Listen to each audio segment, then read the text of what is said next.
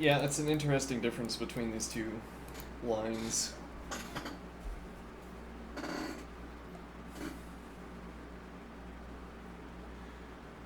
Where this costs a tempo. If you play this line, which in a way is... it's the more certain way of pressuring the queen. You can certainly pressure the queen if you do this.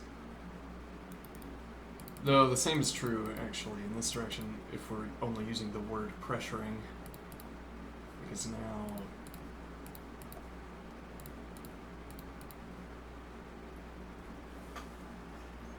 now you don't have the knight out to support the bishop, so if you're going to pressure the queen, it has to be with queen f6.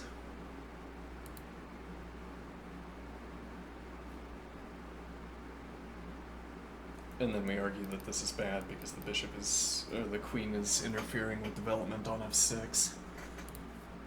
Though this square, well, this square is weak, you could try to pressure it, but it would be with fianchetto, and then I have a bishop counteracting your queen and your bishop more critically, I would say.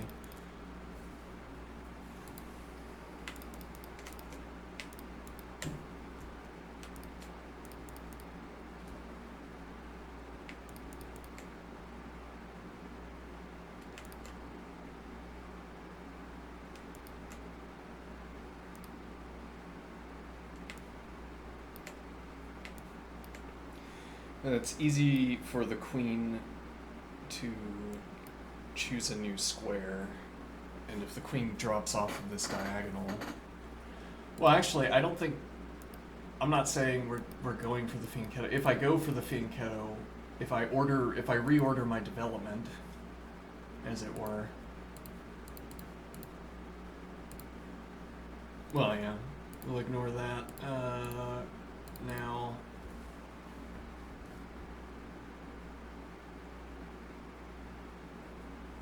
But actually, what we were specifically talking about is counter fianchettoing. Well, yeah, so if black plays specifically g6 this turn, if we went for this line.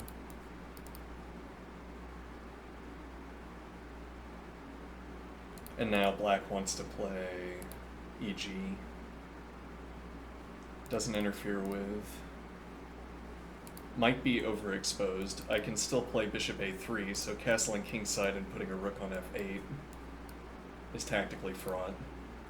Queen could be supporting advances that shield against a bishop on this diagonal, which would open up castling. And then it's easy to vacate f8 as well. So even if this pawn can't hold, or the queen can't maintain position, all you need is for it to hold a tempo, and then castles, and now the advance is available. Well, castles rook e8, and then the advance is available to get off of the diagonal. Well, no, because again, you'd have to move the queen, and now we're talking like 4 Tempi, interestingly.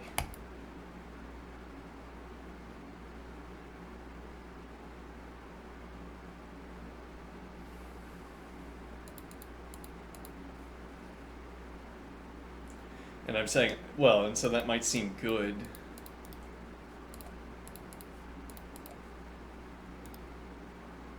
We get a piece fully developed. We're now 2 Tempi away, you don't have the advance. I mean, they're actually, I wouldn't say this position is bad, I think. So let's suppose you don't do this immediately. This is 2 pieces defending. Now this makes f tactically fraught. But again, you don't mind moving the queen again. So if I cash this in now, or I aggress against the queen, I force black to respond early. Has to happen this tempo. And now if this is good, the engine says it gives, well, then the engine gives a good evaluation.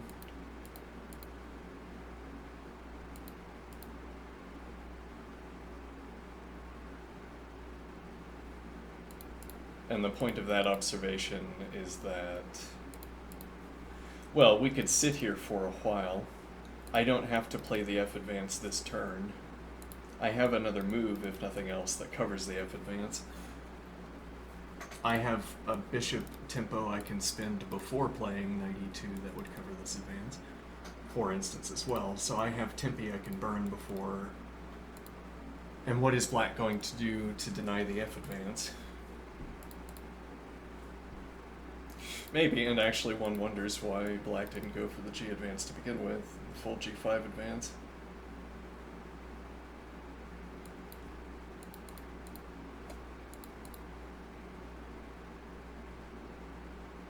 Well, black doesn't do this because it doesn't look like a respectable opening. We're trying to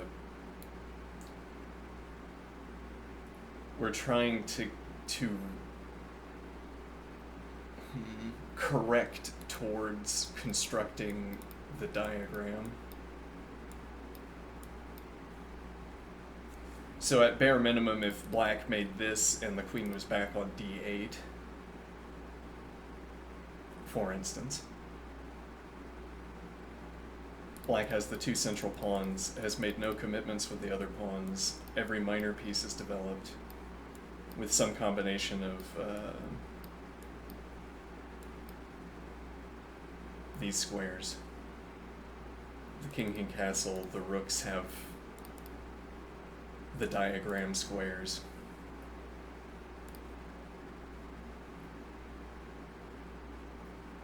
Or any other squares in the back rank. Okay. We're either trying to construct this as black as a kind of default. Well, okay, if black, so suppose white never claims tempo against black. Okay. So actually we could go back here and we begin constructing the diagram. White does not claim tempo. This, however, claims tempo against white, so now I drop back. Okay, and black is going to construct the diagram. Alright. And now what white evidently wants to do is fiddle pieces. There's a term for this. It's like pressing a button that does nothing.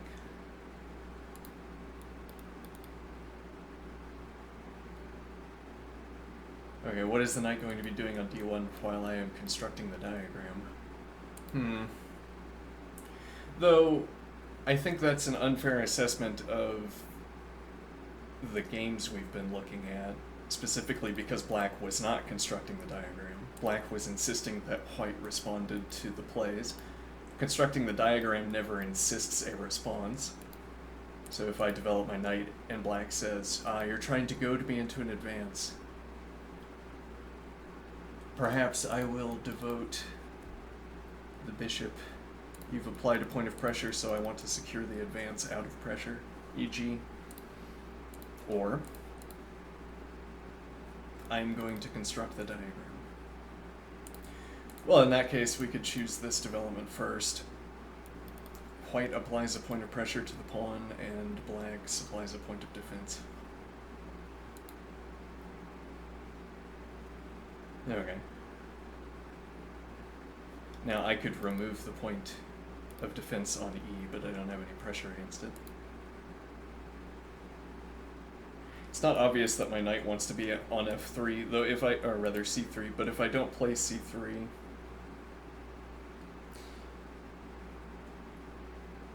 then I've placed no ordering pressure, I want to say.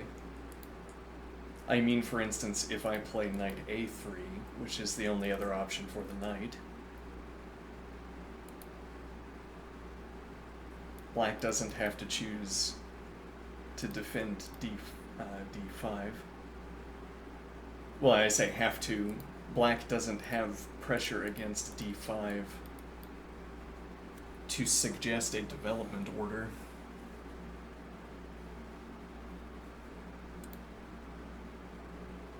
Why this rigid phrasing?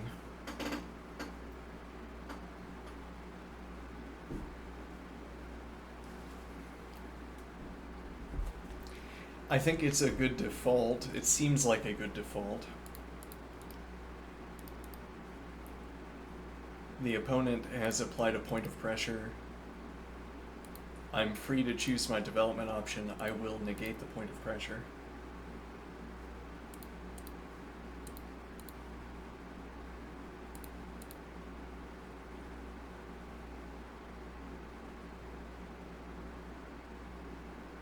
And now the justification, well, you don't need one.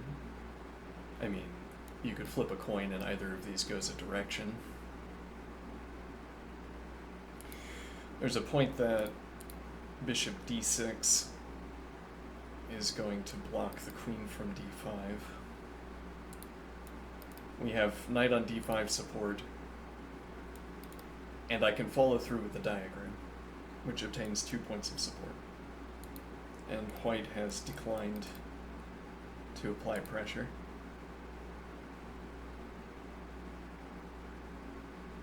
And now I wouldn't want to play this for other reasons. That being, my interest level in this game has plummeted. Let's go back.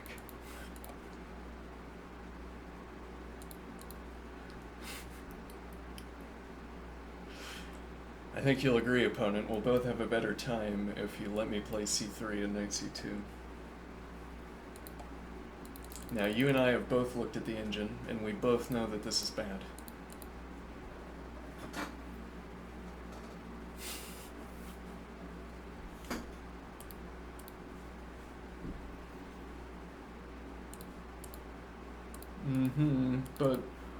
But consider that the engine evaluation is bad.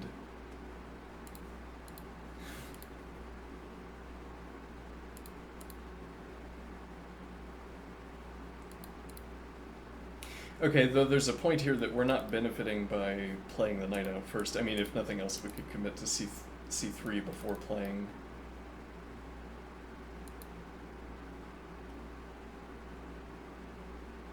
Then seemingly we would want the pressure to be happening, the game to be happening on dark squares. Though in a way,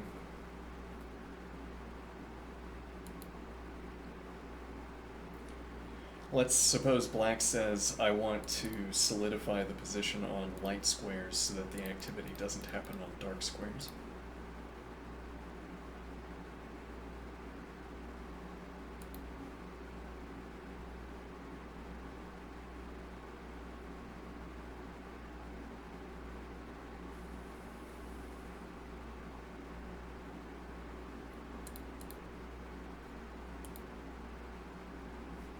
This cuts the knight out of b4.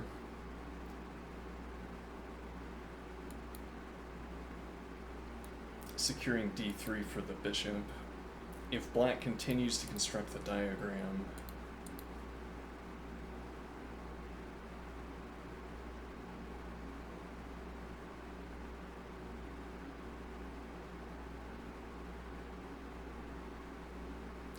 interesting, and if you follow through, the point is now the F advance.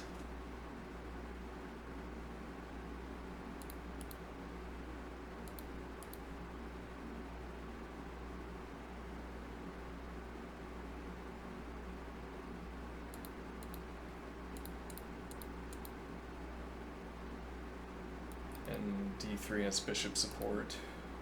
I still have e2 for the knight. You've committed a tempo to the light-squared bishop already, which notably you don't have to have done because you could order castling first.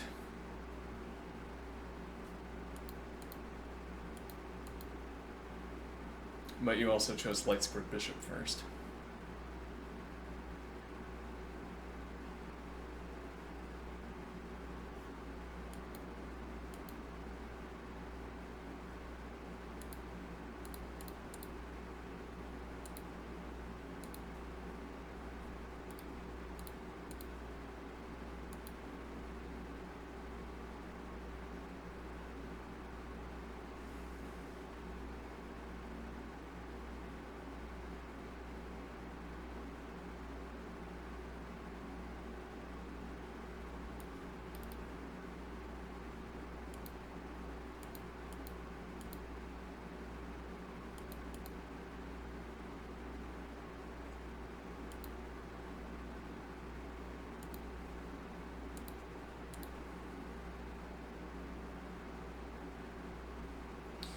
Well, and you could play bishop out, but this doesn't construct the diagram. And that was our earlier stopping point. Black is going to construct the diagram. or the default we're giving is that black is going to play first bishop here or first bishop here.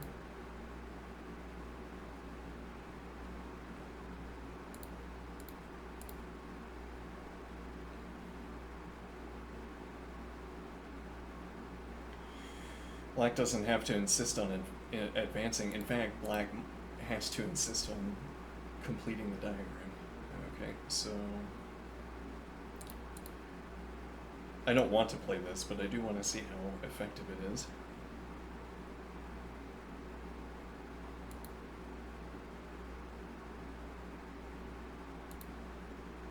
I mean, the diagram's constructed. Black has, yeah, though one wonders, are these bishops in the correct position?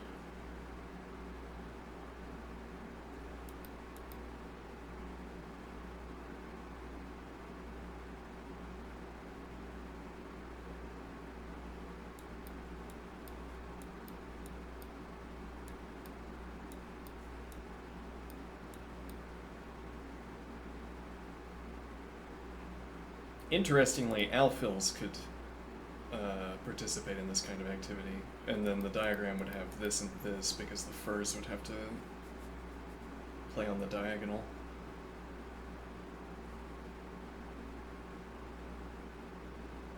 And in Chaturanga, we're imagining a play where we would follow through with...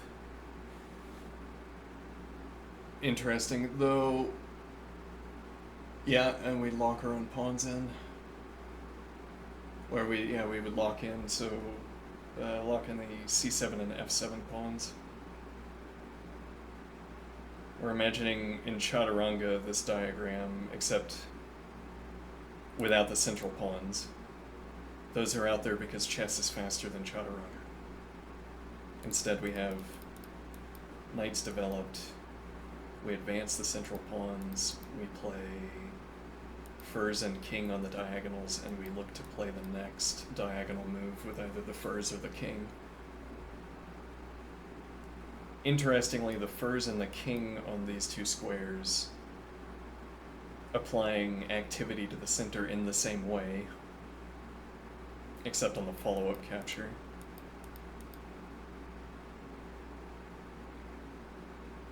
I don't remember the coloring. I don't remember if furs is on color. I think it is.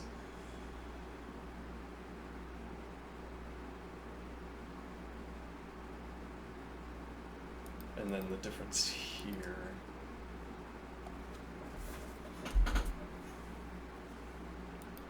Of course, this is also taking away the best moves for the knight. To be planting... Well, no, I mean, I guess we're waiting. We'd be waiting to move the knight, and then we could take the next step. Huh.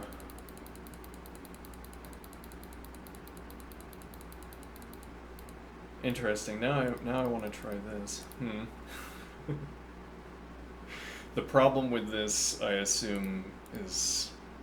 Well, I mean, if your opponent's insisting on keeping the knights for later...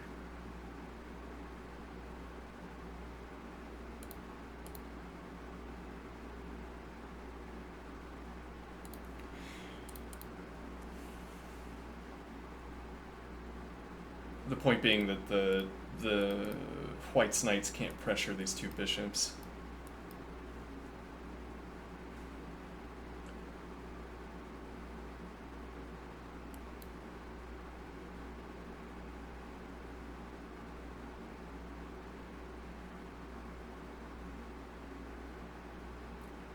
White's knights can't pressure these two bishops.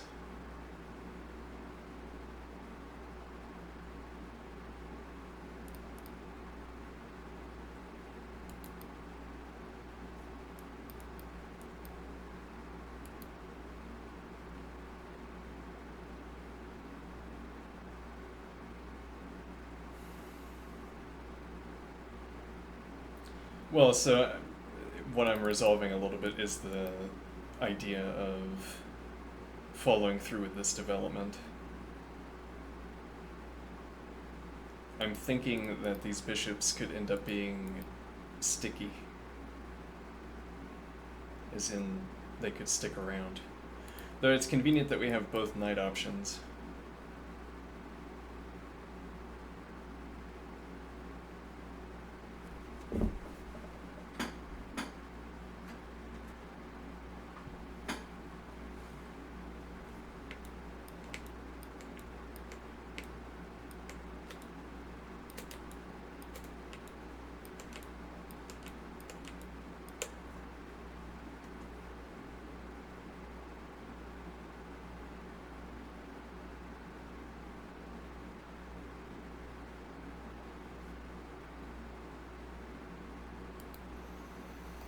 What this idea imagines is turning our structure into a kind of machine where we force the next rank with minimal commitment of exchanges, and we always, I mean, so I'm thinking each time a pawn advances, you have to re-ask whether someone can claim the initiative. So I am thinking, like, black can claim the initiative here. Actually, in a way, does so. Well, what do I mean by claim the initiative? I mean make me do something. Which is, it's syntactically statable, which is useful. This makes me do something to avoid a tactic. The one-turn tactic of having my piece taken.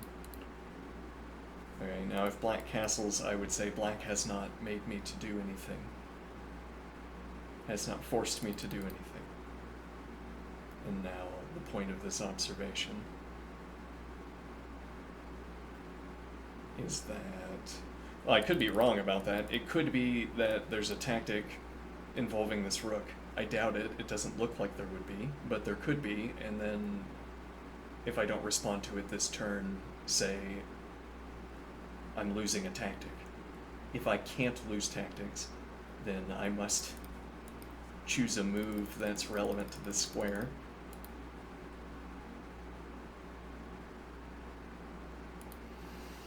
But I don't think there's a tactic, so instead I play d3. And now, am I claiming the initiative? Yes, I am threatening to win a pawn, and that's true even if you play rook e8, interestingly.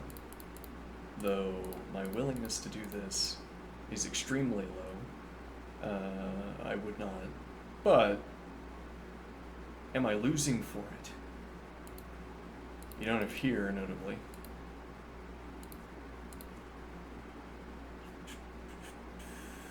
I mean, losing is a relative term.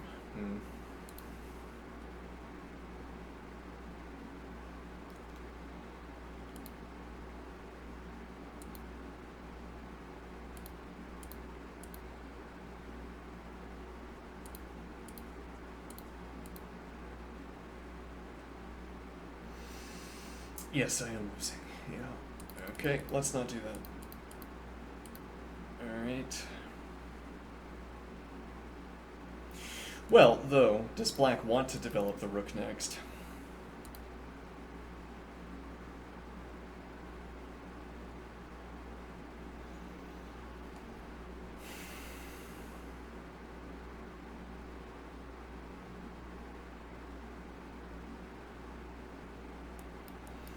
Black could make a decision with the queen, and then have free options with rooks.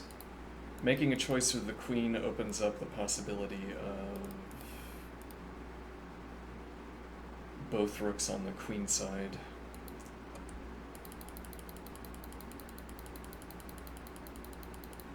Which is to say that if white instead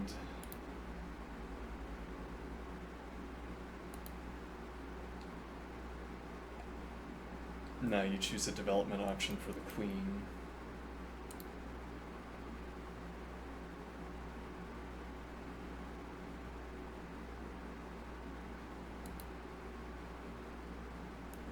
A lot of coordination against the square, though h3 in answer. Oh, look at that. h3 in answer again. Now, what am I thinking?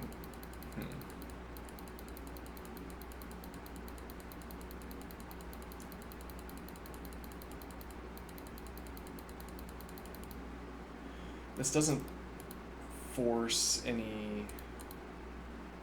Yeah, It's like, well, I mean, we can play this at the beginning, opening up knight d2 that applies more pressure to the square. So if we want to re-seize initiative, like let's suppose now you spend a tempo developing the queen.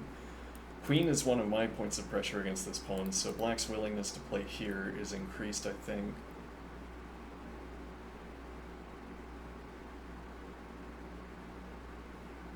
You might still commit to this, but now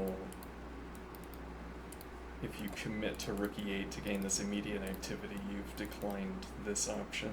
Or, for that matter, yeah, if you have to move the queen before you have access to these two squares, so then you would also have d8. So on the other hand, you're also denying the option of having rook on d8 instead of queen, and then queen on e instead of rook.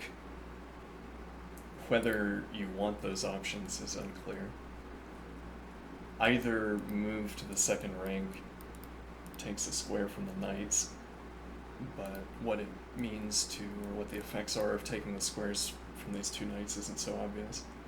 Well, I mean, you can color it. Let's see.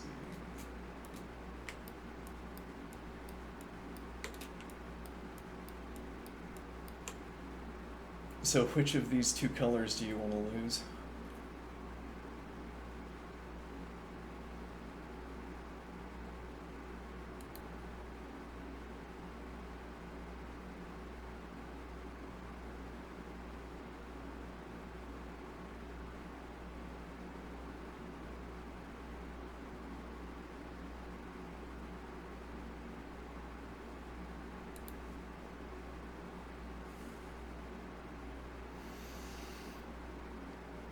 The fanciest idea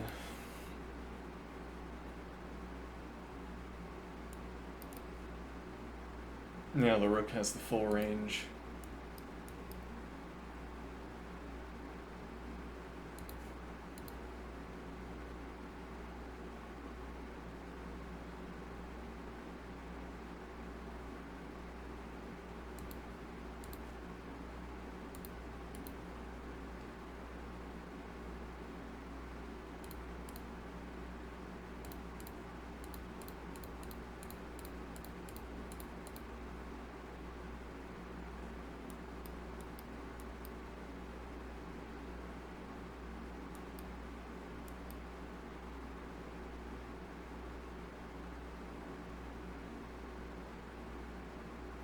Some of the philosophy of chess we've been doing. I draw this diagram. We have bishop here, we have a pawn here.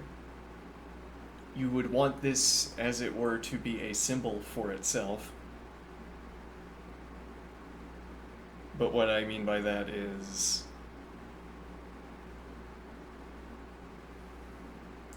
if I drew a tactic on the board where I won the tactic, you'd say, yes, that is when I say, and then the position ceased to be worth talking about, or all of the well, no, what am I trying to say? I draw a tactic onto a board, and I say, we nod at the end. We understand that it might be worth playing out the game, but the point of the diagram is clear. I see why the diagram drawing stops here in a tactic. Now you'd want that same kind of effect for pawn structures, I am thinking. And what do I mean? It would mean that I get this pawn structure and I say, so there's nothing more to be if this can be constructed, let's do it.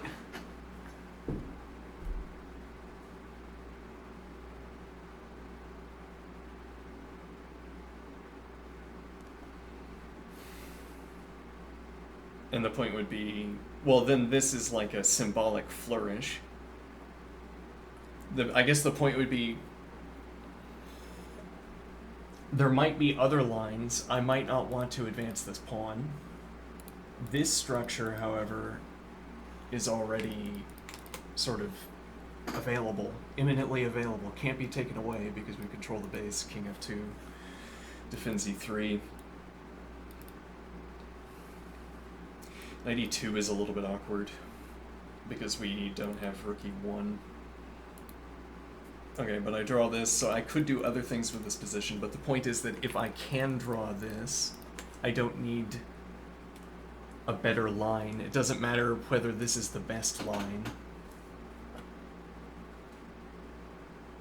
because if there were no better lines, this would still be good enough. Or the construction of this structure is a success in itself. It's a one encounter. That might not be the case for this structure, but that would be a useful positional theory.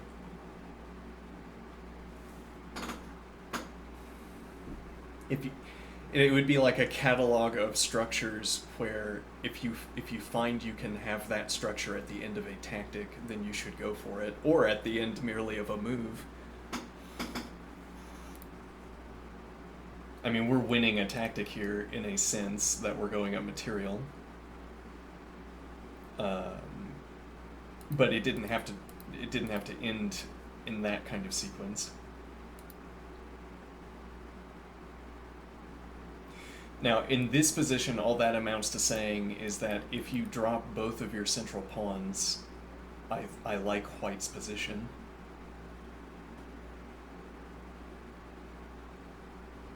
Because otherwise I can't draw this diagram where I'm asserting that obtaining this diagram is good. I mean, my bishop is over on c2 instead of on f3, for instance. If that was my bishop, I might have had the knight there. I don't remember. But even with the knight, if it's a knight behind this structure, this is, yeah, I mean, the Fianchetto, this is like a supercharged Fianchetto knight.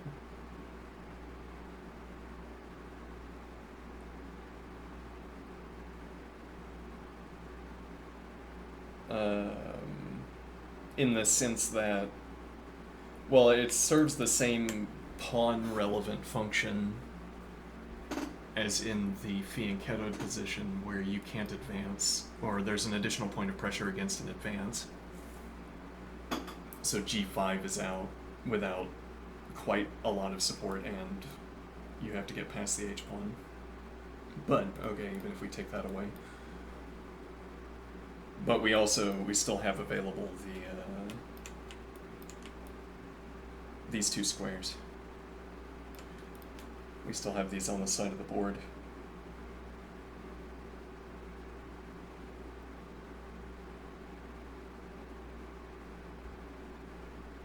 You still have to inquire after whether these squares are good for the knight, though given how advanced they are, at minimum these squares are going to interfere with black's pieces, I am thinking. Even if the knight can't get into any of these positions, any of these squares. Or even keeping this pawn structure advanced like this. Actually, incidentally, the knight does the same thing for these two squares.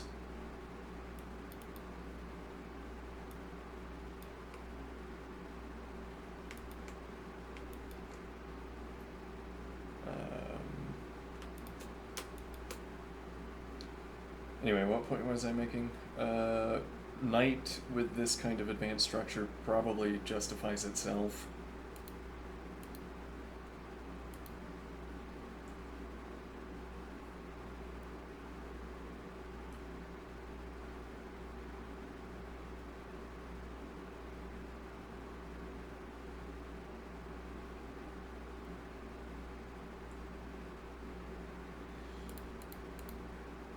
Black taking is kind of a problem, actually, now that I'm thinking about it.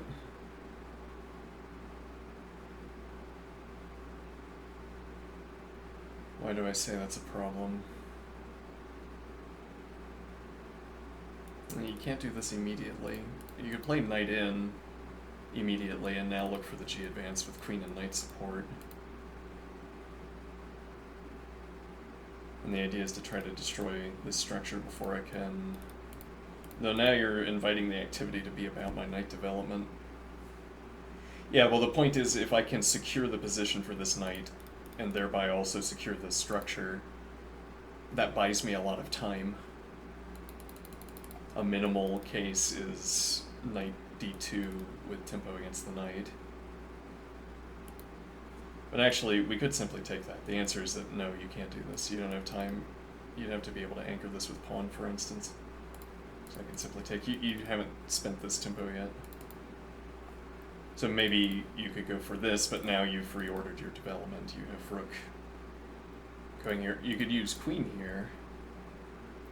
And it's interesting that that example keeps coming up. This example. What do I mean? At the last, well, we say this is bad. Rook e8 is bad development because you're making, well, so here is my thinking about this. You're putting a lot of weight on developing this rook because the two remaining undeveloped pieces are the queen and the rook.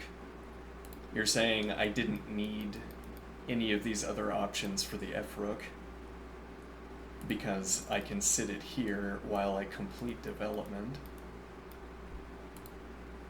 I get the point of pressure early. I get the point of pressure for the duration of developing my pieces. Okay, now you need, I am thinking, to be getting some value out of these two pieces. If you end up playing, for instance, queen e7 and blocking the rook, that doesn't seem so good.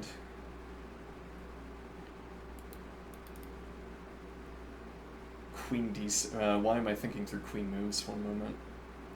We're thinking... Right, well, if you kind of default to queen d7 and rook d8 as the follow-up for your queen and rook development.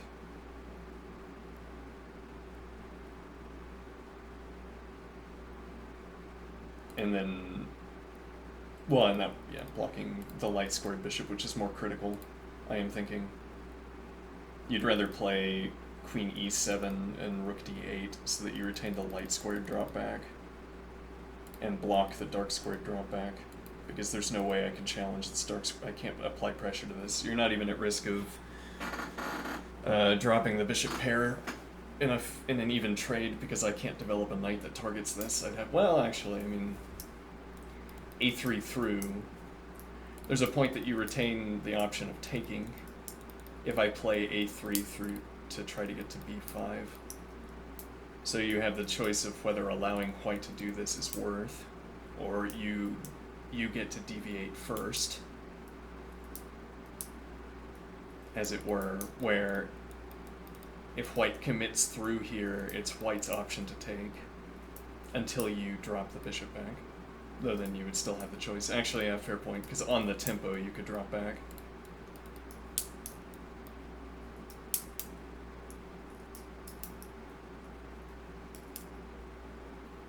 And the point of saying that you could drop back on the tempo is that even with knight a3 sitting on the board, white isn't threatening to pick up the bishop pair.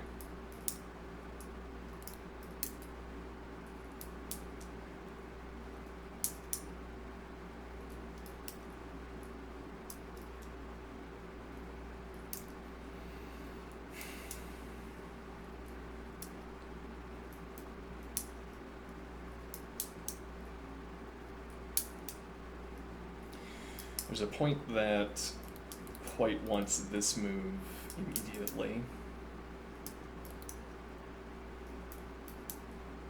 because we can supply a point of defense to e3. I mean, in my opinion, this is just too good for black. Like I mean, the default disposition I give to the opponent is being in favor of trading because it tends towards a draw, and the enemy really is a drawn game. The enemy we're trying to defeat is the draw.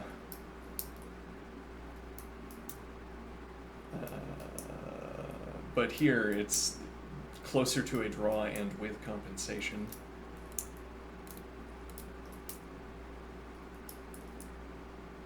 We have knight d2 to avoid trades.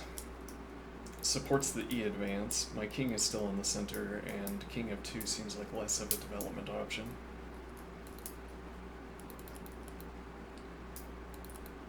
The problem is f4, I am thinking.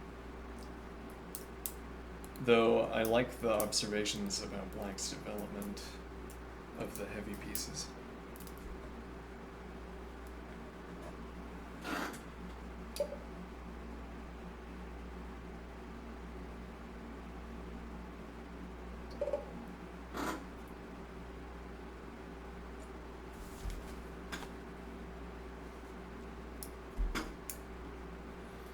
So what does white want to do instead?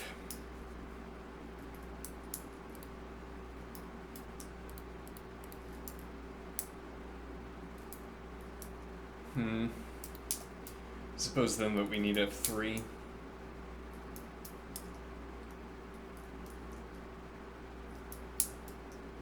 And the point is to make advancing the only option, and now the activity's happening on the dark squares instead.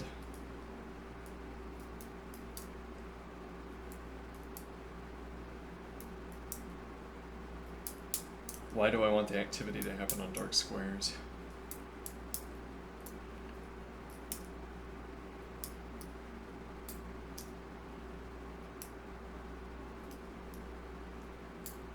So we've blockaded the e5 pawn if we can make this advance. Let's suppose black feels compelled or desirable, finds this desirable. This tactic, the dark squared bishop, is between queen and bishop. Okay, so the idea... There's a point about the queen, which is that if the queen comes out on this diagonal, it's applying pressure to d2. If the queen comes out to the queen side, the queen is on light colors. Rather, queen is on light squares.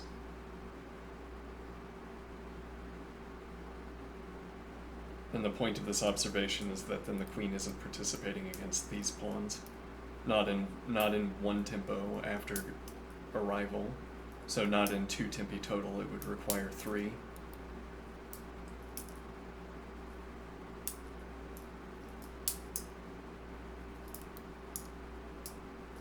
The bishop doesn't have either diagonal because this pawn is blockaded, and we're not taking. Could be king e2.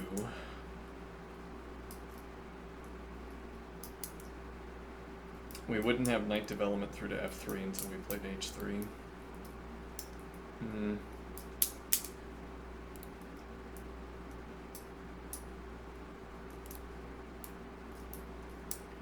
Why do I say king e2? I want...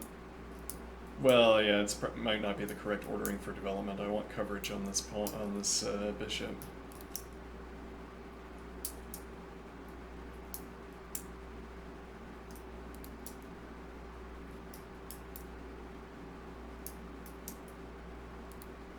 So suppose we don't go for...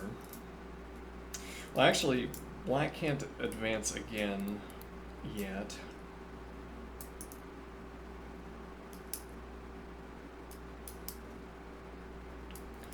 Though playing d3 goes against the stated desire of making the activity happen on dark squares. Because after takes... Well, actually, what do we mean by the activity? If black takes, opening up the path to d4, then we are threatening to advance onto d4 with the d-pawn.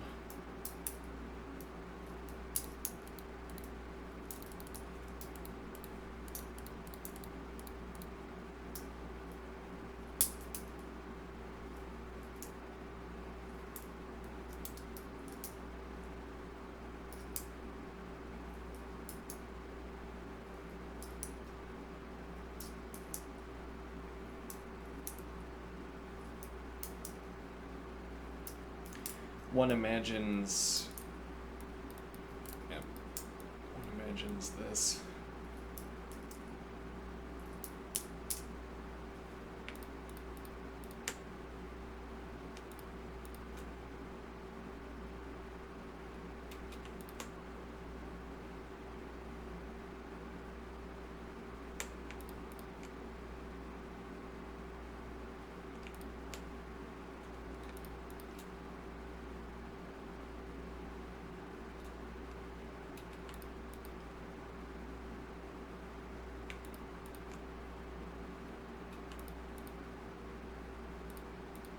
Hmm.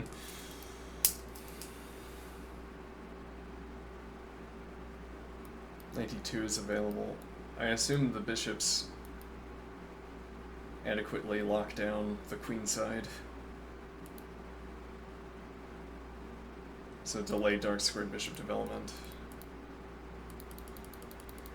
Yeah, well, we're going for an advanced king structure, so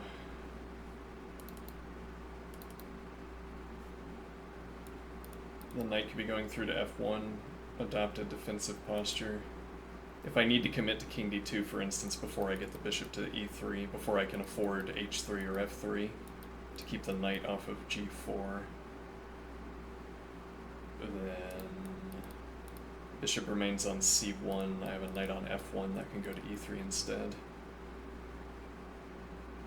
to block the diagonal.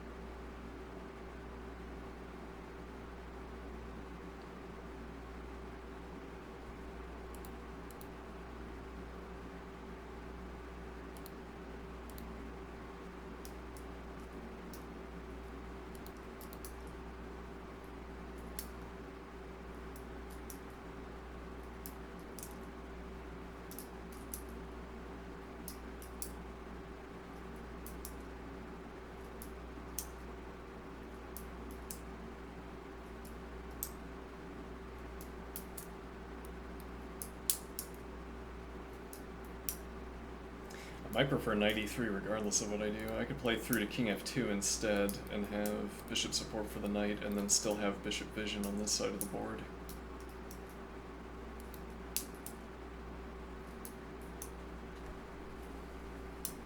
We can get further support.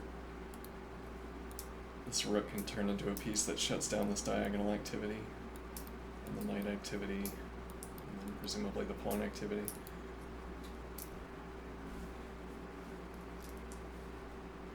Interesting that after bishop b1, bishop d1, bishop b3, bishop a4, any playable maybe, queen gains access to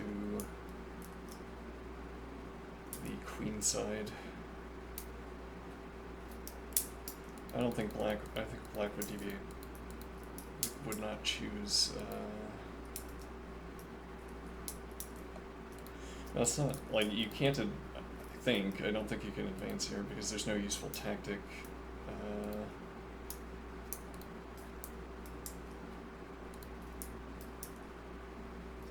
Winning, presumably. Bishop still defends d2.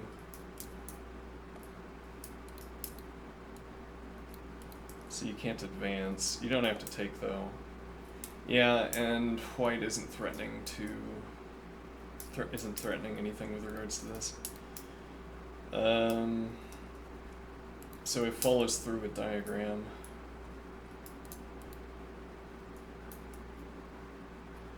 This changes the calculation on, yeah, just say calculus, whatever.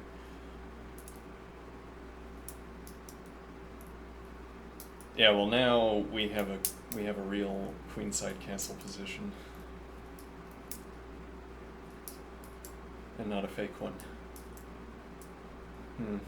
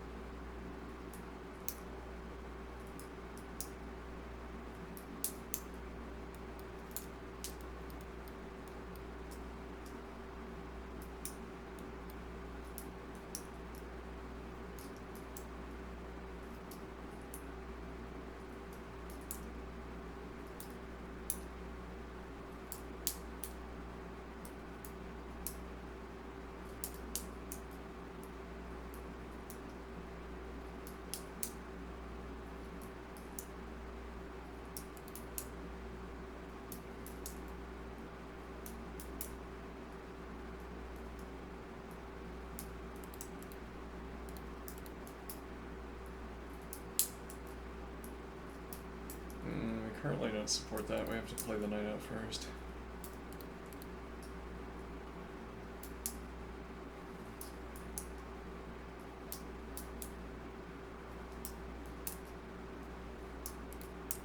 Uh-oh.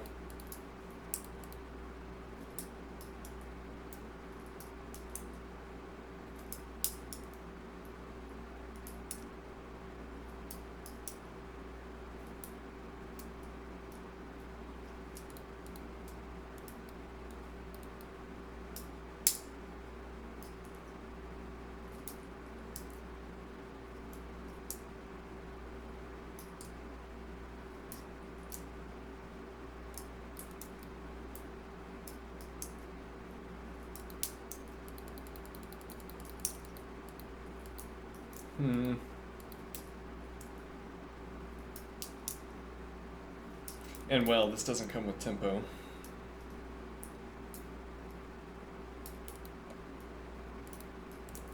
If you drop back, threatening to advance.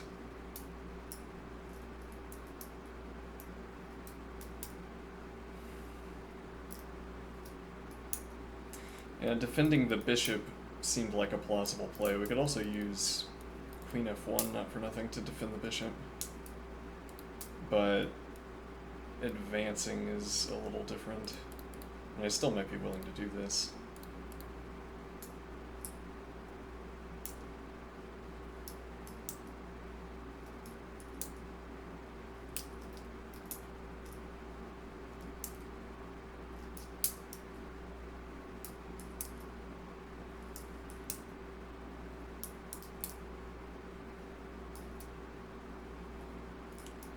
We're not making the game about the queen.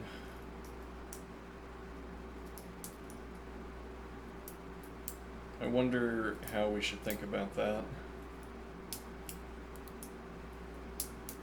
Yeah, there's a point about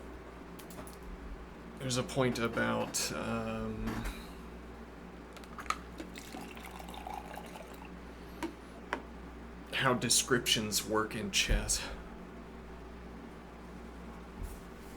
We say, don't develop the queen early. That's not really what we say. Don't move the queen early. Don't develop the queen early. I'd say, if we're going to keep using that term development, which seems like we should, it seems like a useful term, this constitutes queen development. At first blush. I want to go further and say actually getting the queen to g2 is undeveloping the queen. It's getting the queen even further from activation. I assume the queen is going to become active later in the game when these advances become a topic.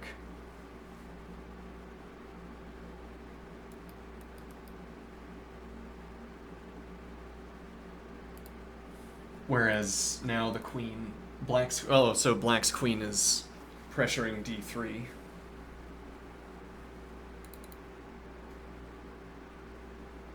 In that regard, this is pushing the game in the direction where black's queen is active. And I can take the step forward to defend my center, which is what the black queen was originally doing before making this advance. So the black queen is on defense, which we might want to say, we might want to generalize the term and say that if you're on defense, you're further back. As if every piece starts back and then has to be put forward. And which syntactically breaks down into asking about how many tempi away a piece is from being involved in a tactic. The queen isn't in contact with d, but also isn't required to keep d safe. It's covered. Or with knight if you prefer.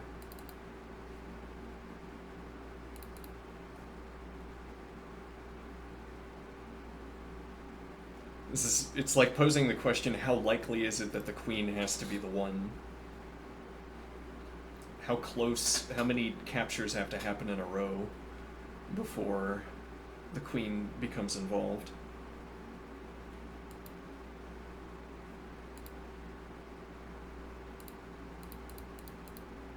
Oh, well, yeah, that's still, you can take with a piece. And then the point would be that if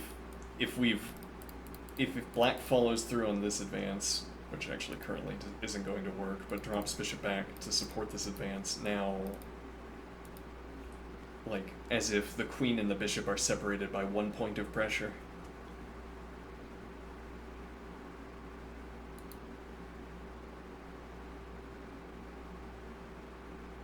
Or to make the related observation, now black's queen is on offense, and if you advance, well, yeah, if you try to support this advance, my queen is on defense.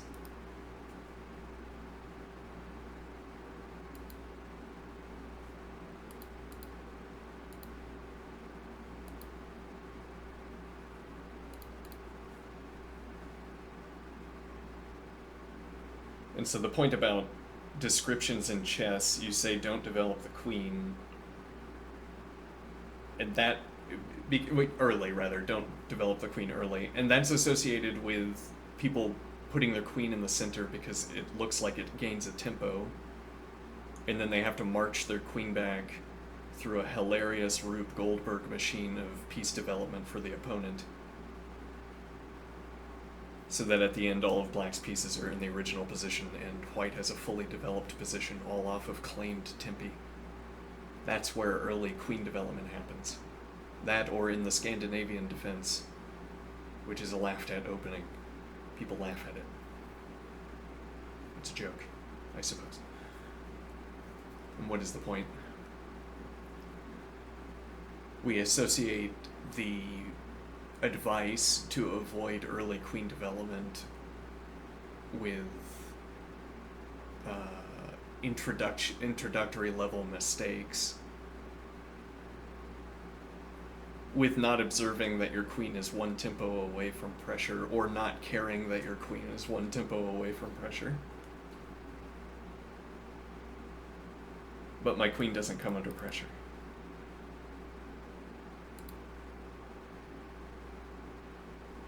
This pawn isn't going to be relevant until I commit to f4, would be a claim, and an interesting one in this position.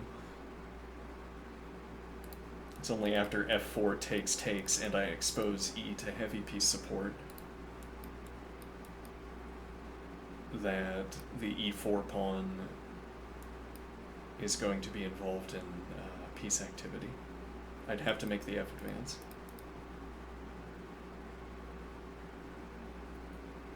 But then that's me making the decision.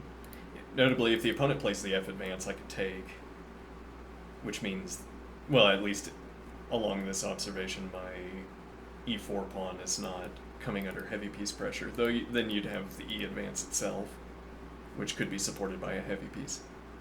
So f5 would still be persuasive in a way, but it's not going to deliver heavy piece pressure against my pawn. Your bishop is also not able to apply that pressure. Also the point that I currently have critical pressure against f5 until you castle and move the knight. The point of this observation being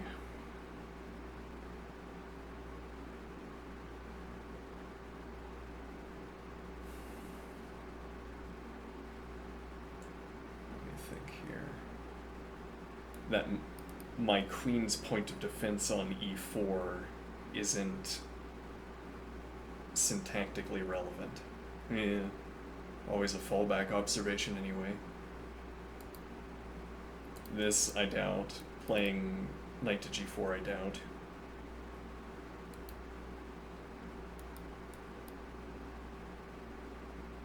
Yeah, even if you take and I decide to take with d, I still have bishop support for d3. So we're saying if you go for the fastest routing, though you can also castle first. Let me think here. You go for the fastest routing through which you can apply pressure to e4, and the point of this line of pursuing this line is to ask, can I embroil the queen in piece activity?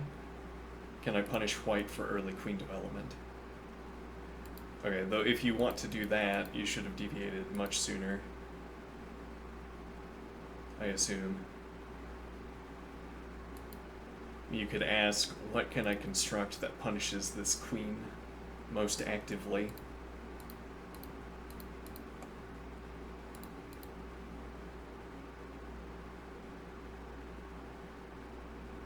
Well, and you could say, actually, this does it. Or you could say, actually, this does it, but we've agreed that this is bad. And you could say, this does it, because after one tempo of development by white, I can play. Or now you say, that doesn't work, so now we're going to delay. We're going to get more pawn support for pressure against the queen before we launch this operation. Okay.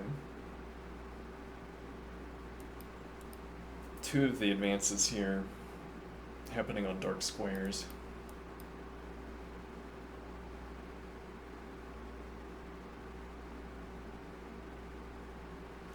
Interesting. So what I just imagined was playing d3, bishop to d2. Knight has a continuation through to c1.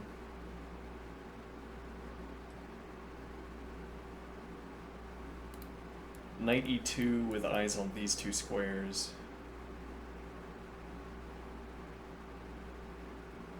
And the point of having knight c1 available is that the light squared bishop gains access to this diagonal, regains access. Though actually the queen also gains that.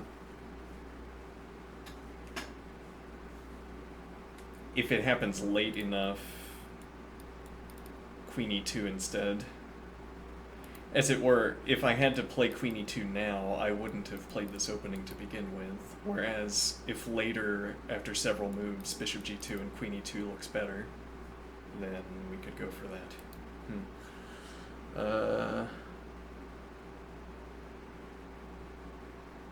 We could say that the light squared activity is more relevant. We already have knight d1. If you go for this advance, which seems unlikely,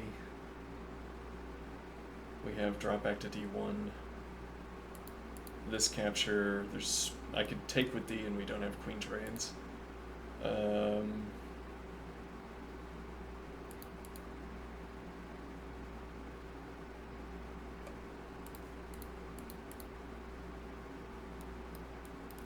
With knight support, interestingly.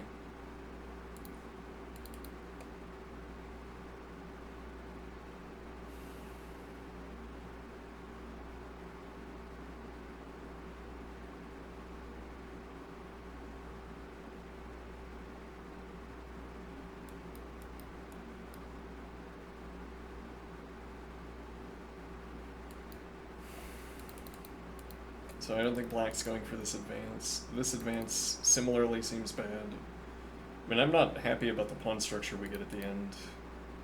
I guess I'd have to commit to using the queen.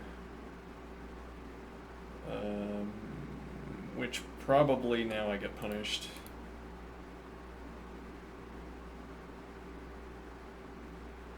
I mean, I could claim, actually, my queen deserves this development.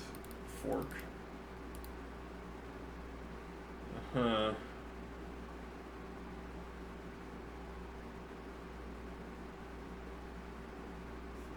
But okay, I don't want to calculate tactics. Presumably it is bad to walk this pawn onto the most heavily defended square on the board. Also, I can drop the knight back to get more support and knight through to h3.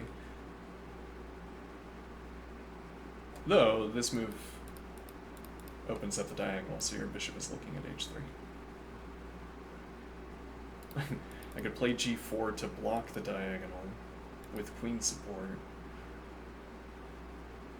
and then play knight h3. Anyway,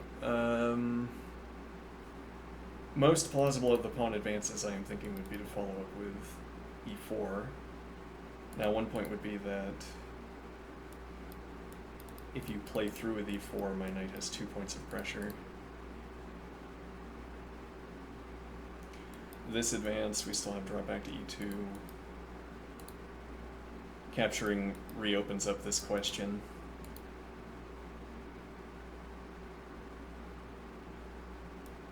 Knight back to d1. We could play b3. Actually, b3, bishop b2, bishop c3. And then knight b2. Or knight sits on d1. f3 is a plausible play, and that would open up knight f2.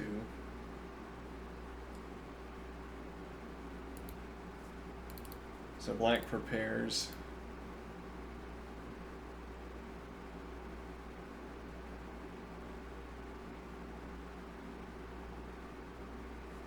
There's no bishop out, so this doesn't come with tempo against the queen.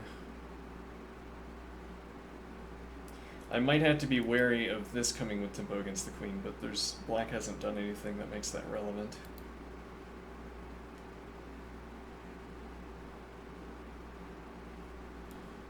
Invite g6.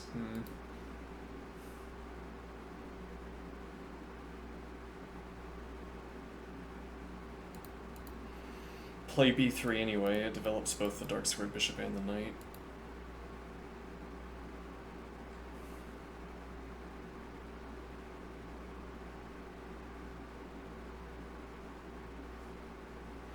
It's more committal towards this move.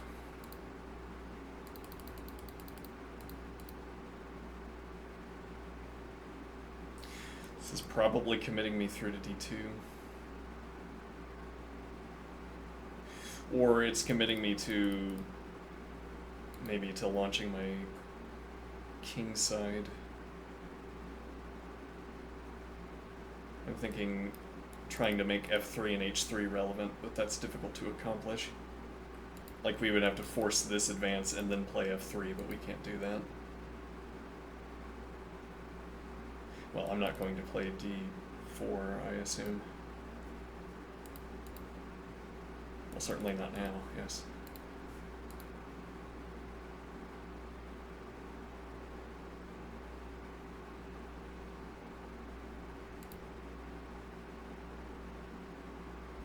Yeah, I'm not convinced of this developing move, though, is the point.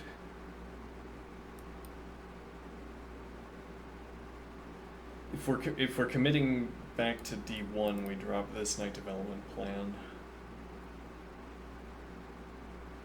Well, we have a way to make... Yeah, that's interesting.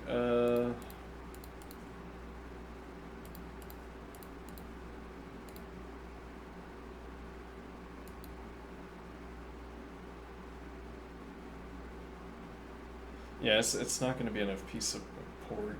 It's not, support of any kind.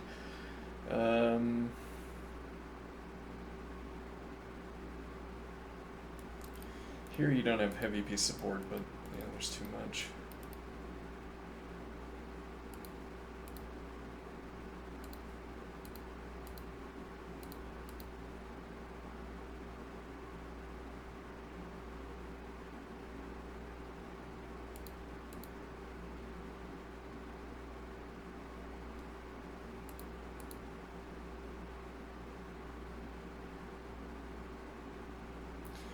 Now, I think the preferred advance is c4, isn't it?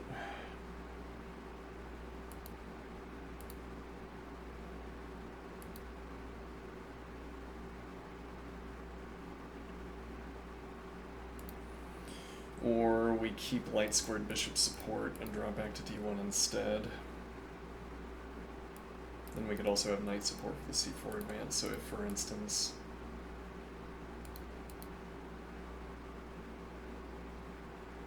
You can cut the queen out, but that's at the expense of committing to e4.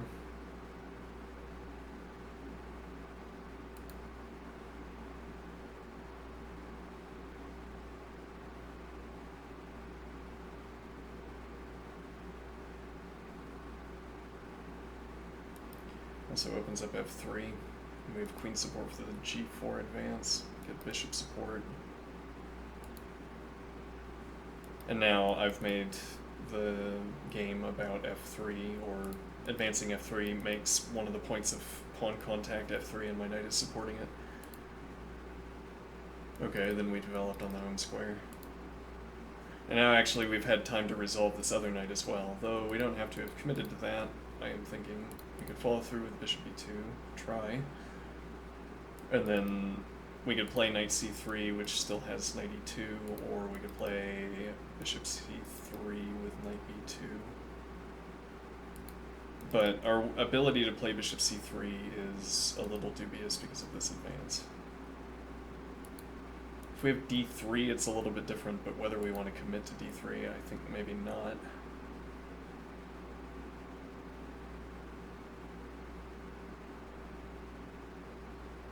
This advance works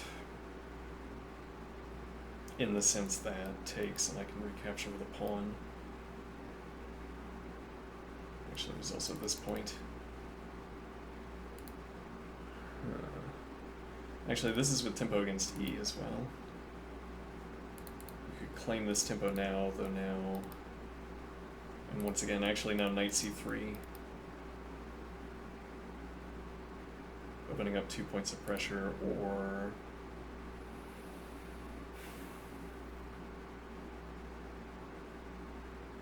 Well, we're really not going to be able to play bishop c3 without d3. Queen support for d4. We'd have to have this knight as well, which means we're playing to e2, but actually now e2... Excuse me. Now e2 for the knight, stopping 2 of black's advances, but also supporting both of white's 4th rank advances.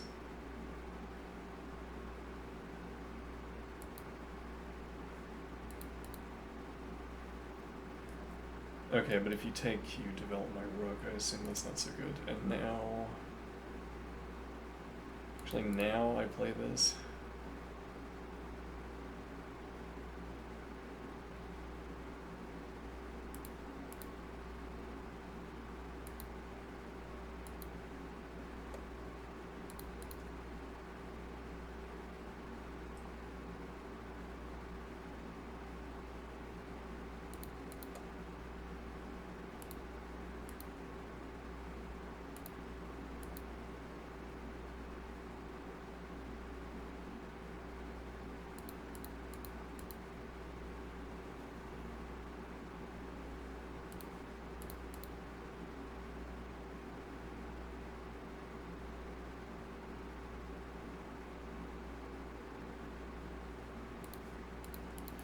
Might actually need this pawn advance to kick the knight.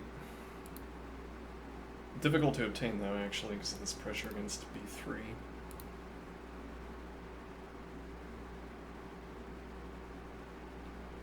Then we could trade off.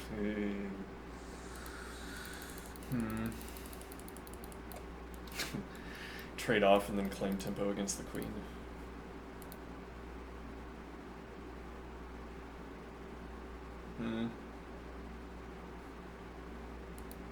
Actually, we don't cover a1. Oh no.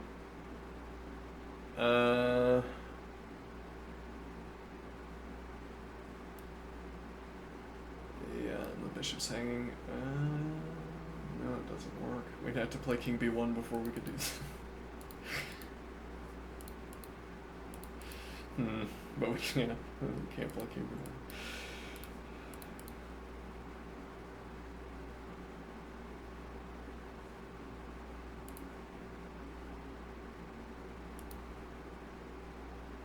Yeah, bishop recapture instead.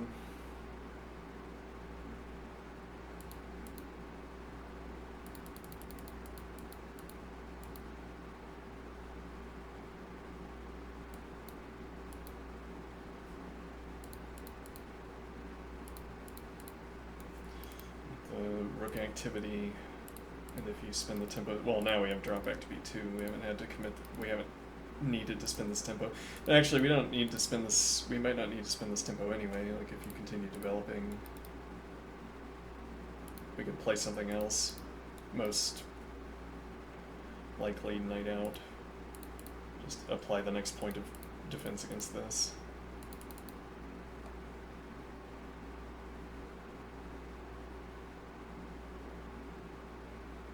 Light squared bishop is still undeveloped, though.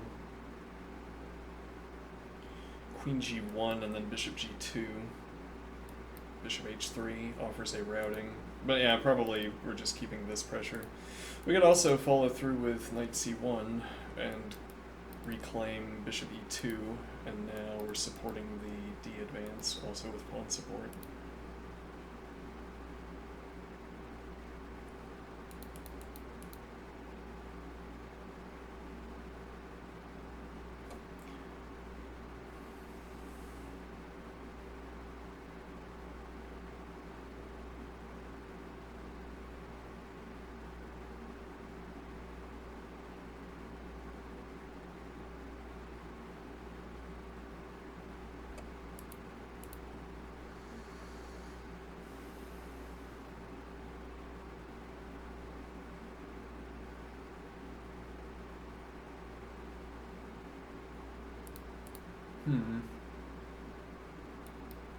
Opens up king d2.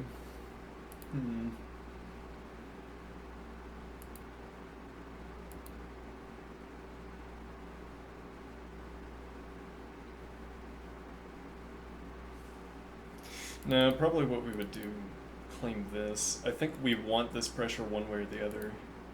Well, actually f4 with knight on e2 looks persuasive. I mean, yeah, we can match development for development here, I suppose. As a default. We still don't stop this advance. And actually, you are threatening to make this advance. Though now, a point is that this is sort of the winning pawn advance for white. By winning, I mean that black can't sit. Well, no, rather, hold on. By winning, I mean that black doesn't want to advance. I might be wrong about that. No. Well, yeah, you lose material, and then queen f2 to get the additional, get the next point of pressure.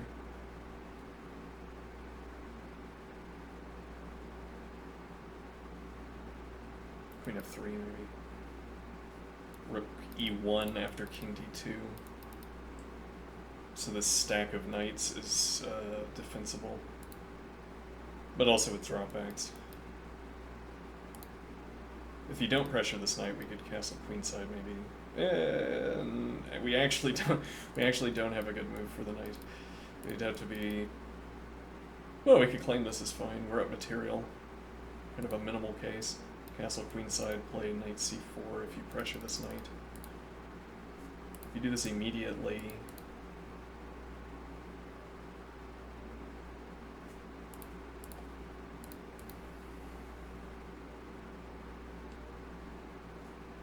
Uh-oh. Works. Yeah.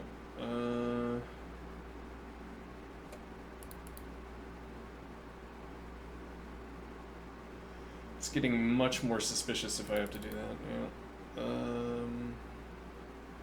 But okay. Though now if you take... I have to retain the shield. But castle's queenside, supporting the D advance, I think that's fine. It's like a pre-built game plan after castle's into the advance.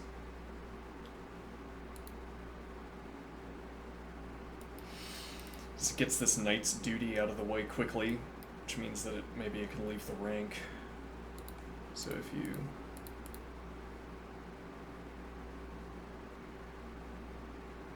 if we can do this immediately.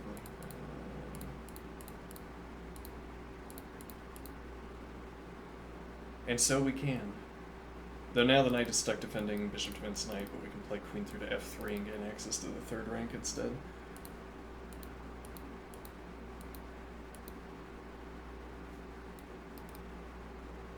Easy position for the knight, though offers trade, but yeah, we're at material.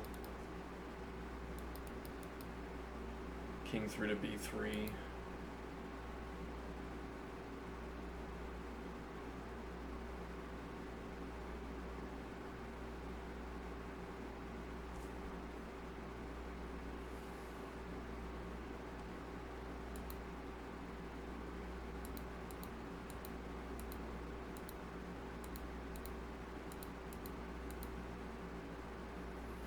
Well, and that claims that the advance here is bad. Well, and so the point is that this walks us into the favored pawn position. Our knight support has become critical, I guess. So if you take... Why is this supposed to be bad for black? Actually, this is annoying. Oh no, I'm losing.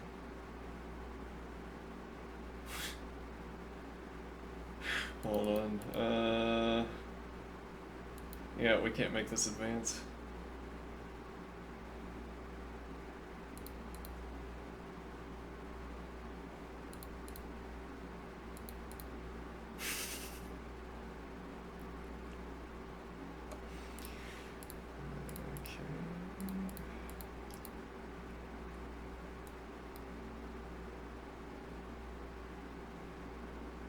We have constructed the diagram.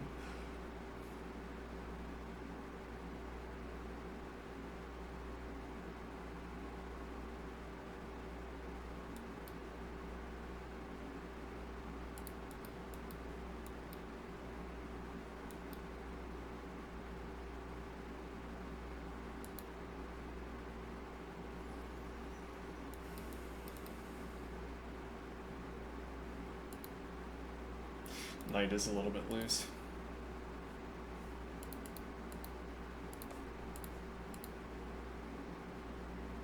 Yeah, taking is awkward.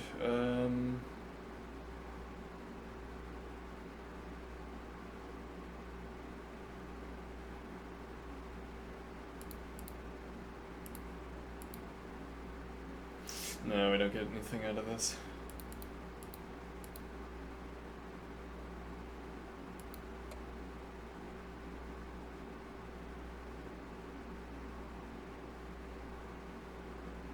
For that matter, takes. Yeah, we get this to counter activity against the advance. You can't claim tempo because this. No, it's pinned. But yeah, this is getting dicey regardless of whether this worked or not. Dicey.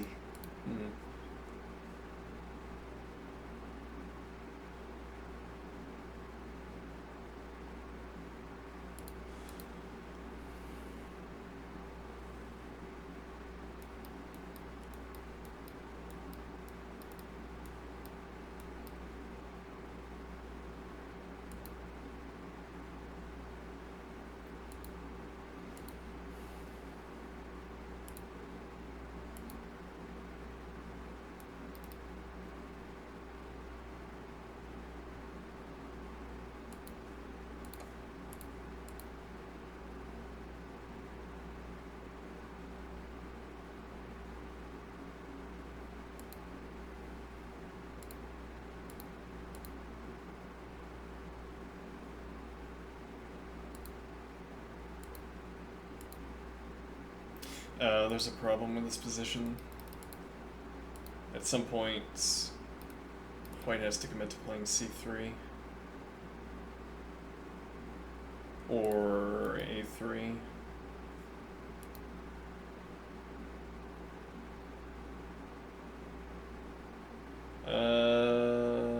No, because we can use, I think, well, yeah, prior to this knight going to c1, we have rook c1, but actually that doesn't defend a3. And if we play a3 so that it's, rather, it doesn't defend a2, if we don't, if we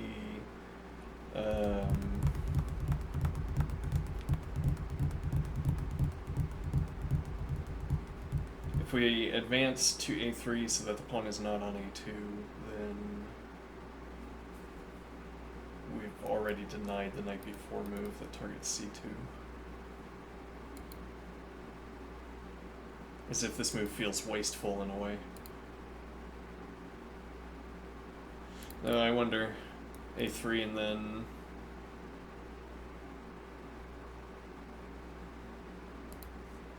Uh-huh.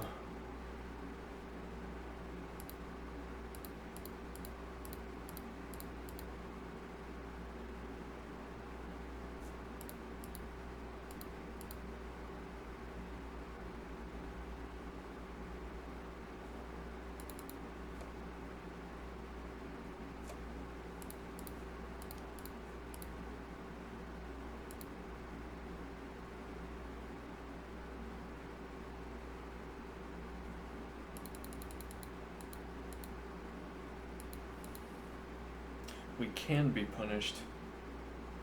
Surprising. Hmm.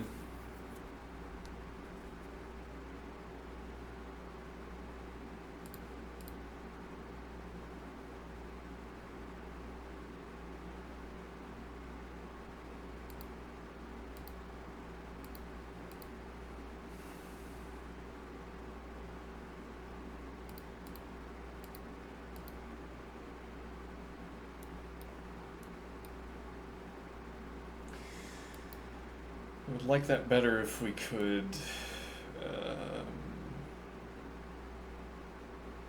if we could block the file. We're relying on Rookie 1 being persuasive. There's this strange idea of looping around at D2 instead and keeping the knight on D1. Knight is a defensive piece. Retains the option of going to F2 to reshift or to redirect its points of pressure. Pass the rook through to D2. Takes several tempi though.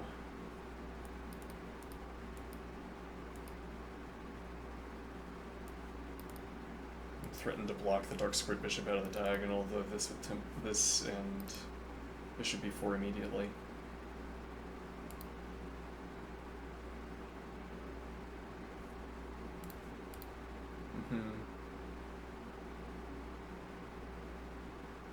I doubt.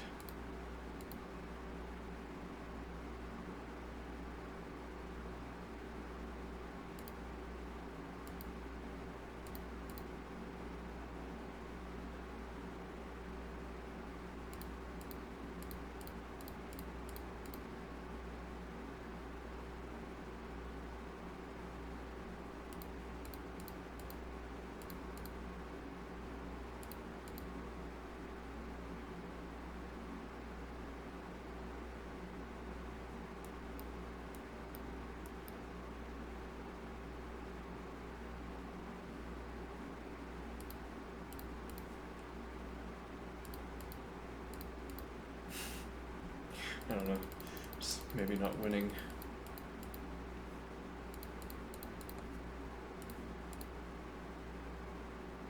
It doesn't amount to a tactic though, and then offends the sensibilities.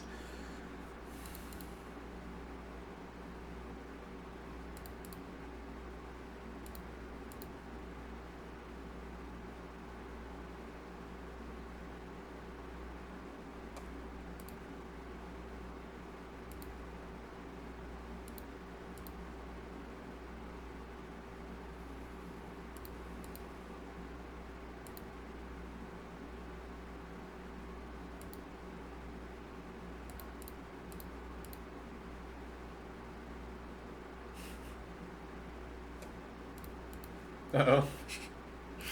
Get back in the corner.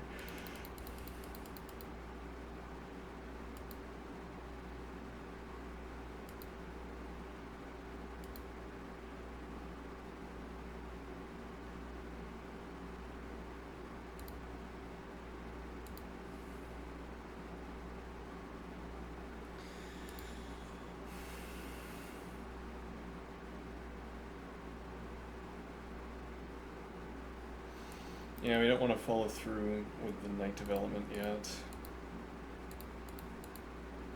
Can't, really.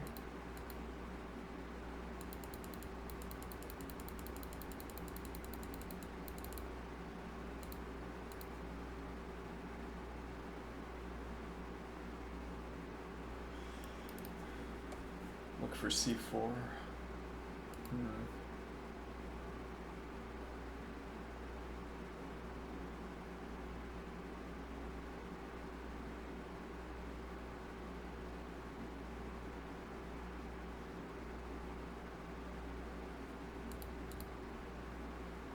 I'm guessing this doesn't work.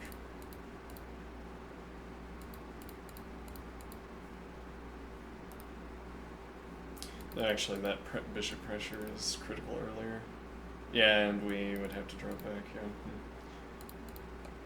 Though, if you claim this immediately...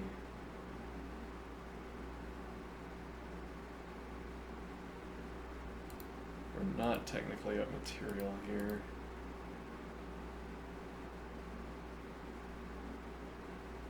This is on pre. We don't have coverage for the advance either. Curiously, we'd have to play d4.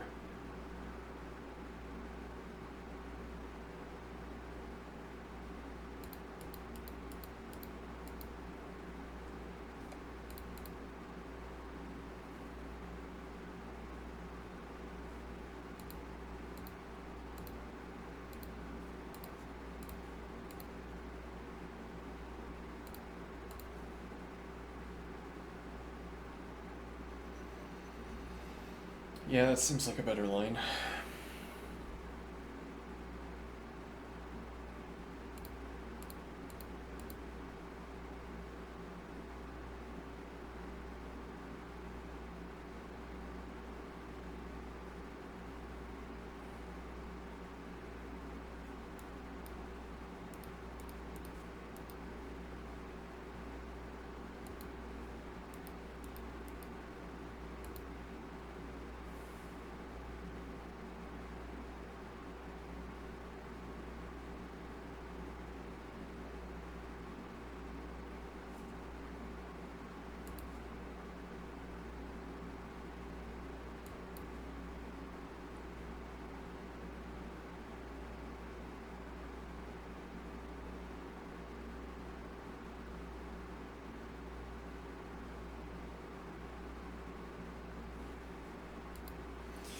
If black feels obliged to follow through with development.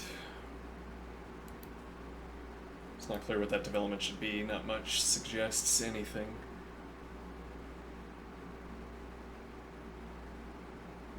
Not much suggests anything.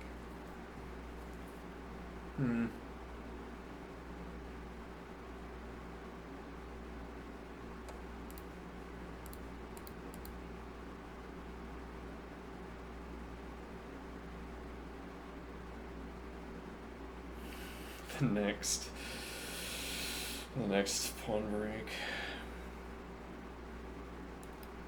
King f2. Pawn takes, queen takes, bishop g2, rook e1.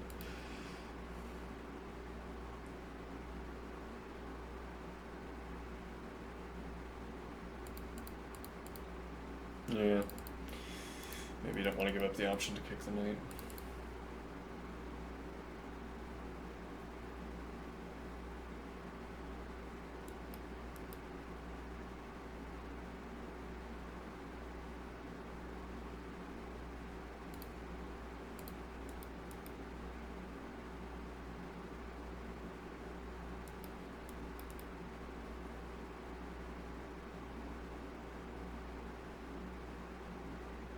That's interesting.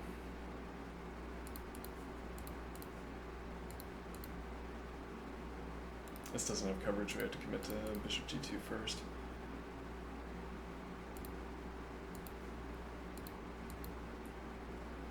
Now this advance has rook support, interestingly, but it's not enough. Does it? Oh, but, you know.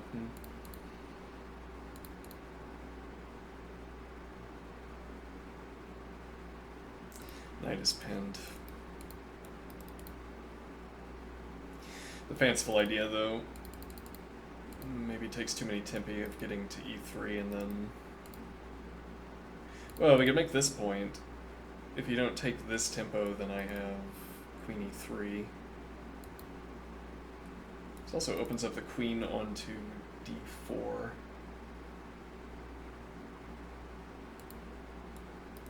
Queen on e3, helping to deny g5.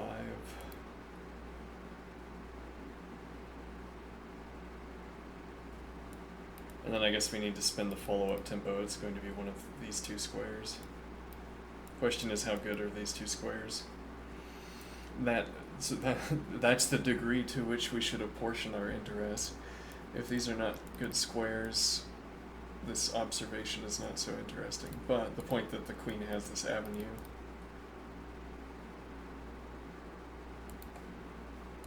Interesting.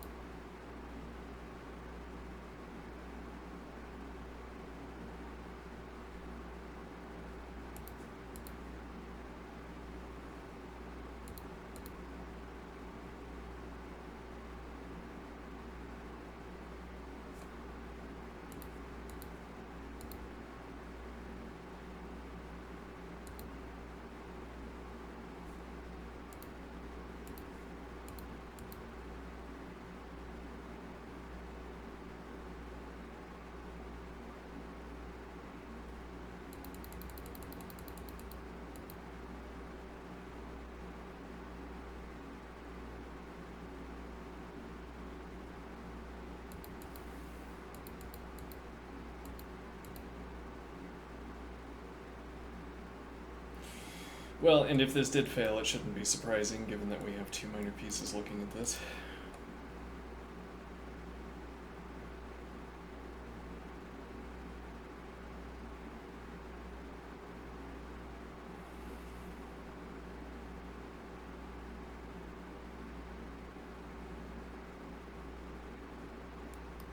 Go for this and knight of two faster makes a lot of sense, I think.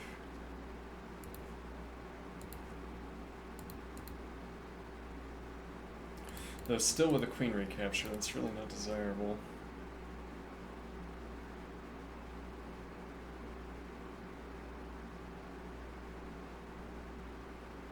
Actually, that reminds me of a line that popped into my head.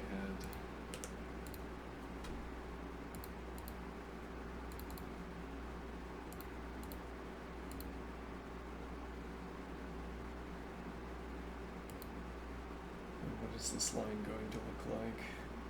I assure you this is not a good move. It might become a good move. It might be restrictive to have it open.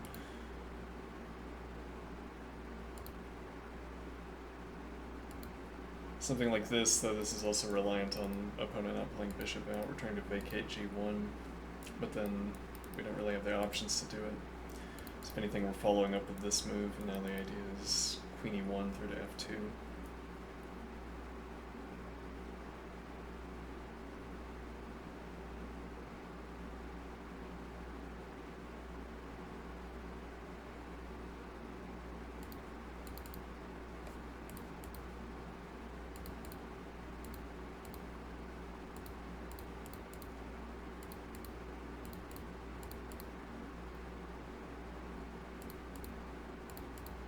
With check.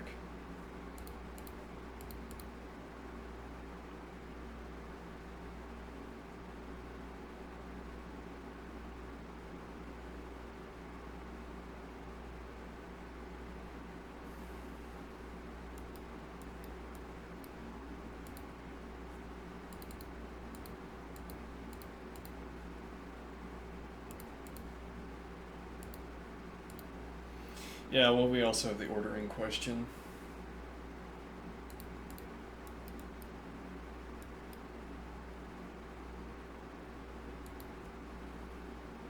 Maybe the point being that after we commit to e3, we can make the game about either, we could try to make the game about either color.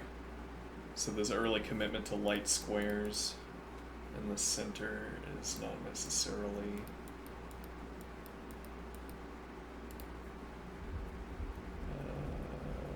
long-term commitment.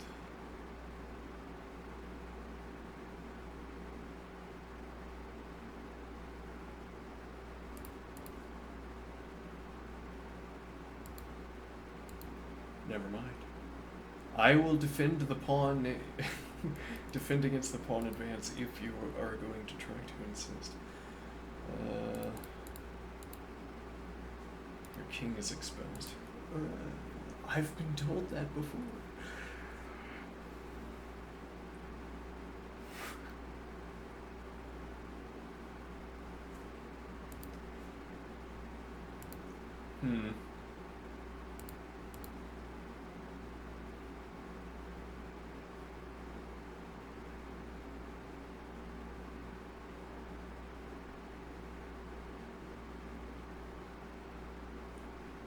Actually, if you choose, you choose back, you're blocking your own bishop.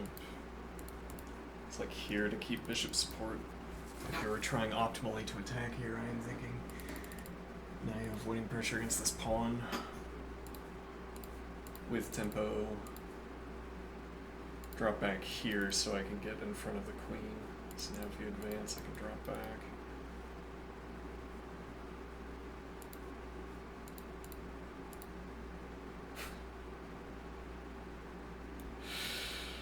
You wouldn't have here anyway, and then so yeah. Actually, too tempe though. This blocks the knight.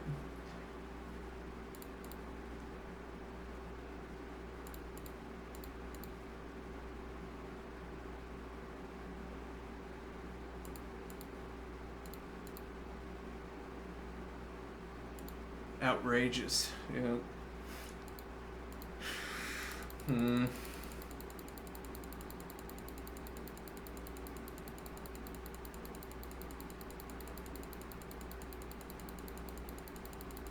Not advanced either.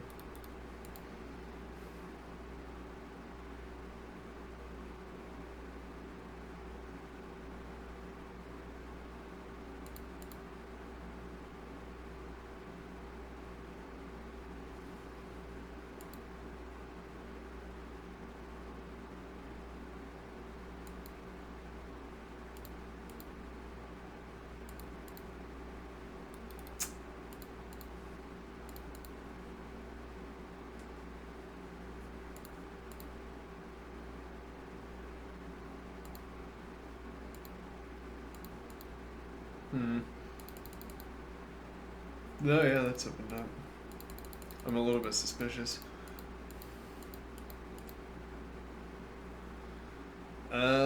Then that's too bad, because H3 you can't allow. This would have to work.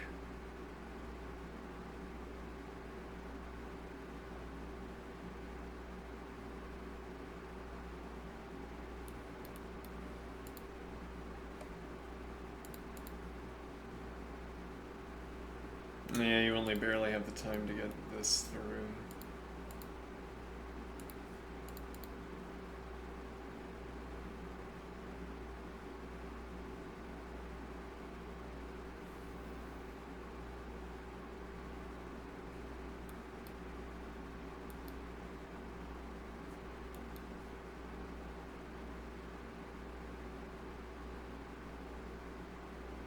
Hmm.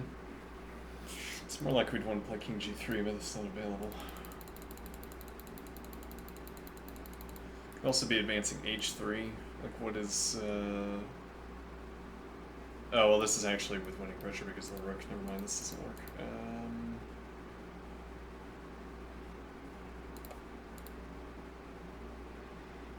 Well, we are up a point of material. Not obvious that this would be best at this point, though.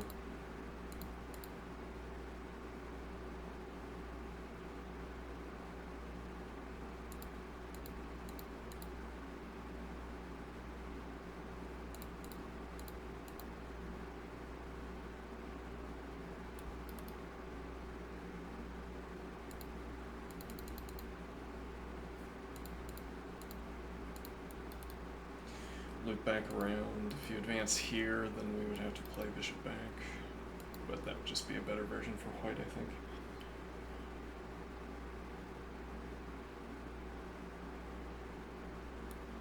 This gets a heavy piece in front of the king, and you've already committed your bishop. Plausibly, though. Extra tempo. One extra tempo.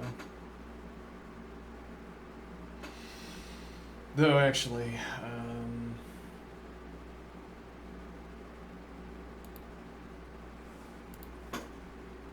yeah, that might be relevant.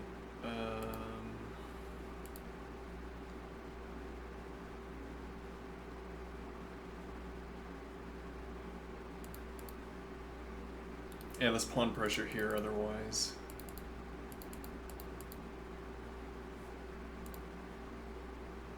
Yeah, it's expensive to construct. Let's see.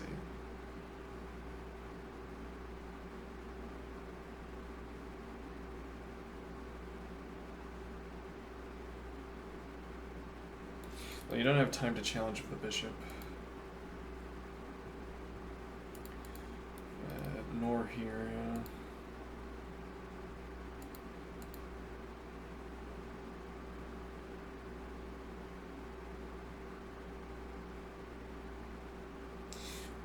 Yeah, the point was here, and now this is not so good.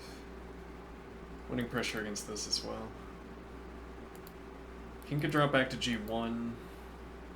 The bishop and the queen are not on this pawn, so if bishop drops back and takes, we can recapture.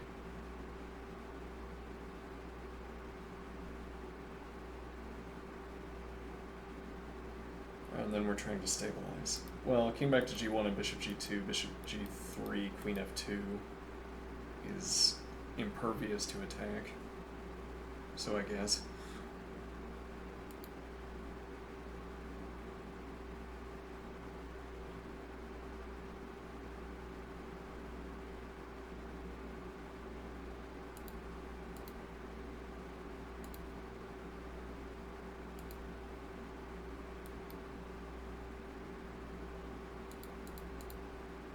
Now here, I'm gonna take with a knight.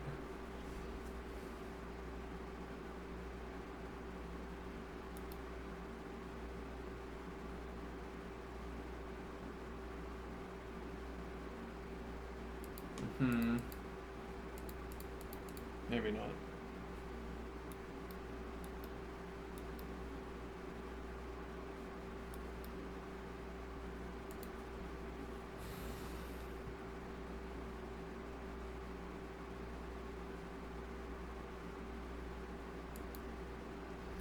Move to take a break.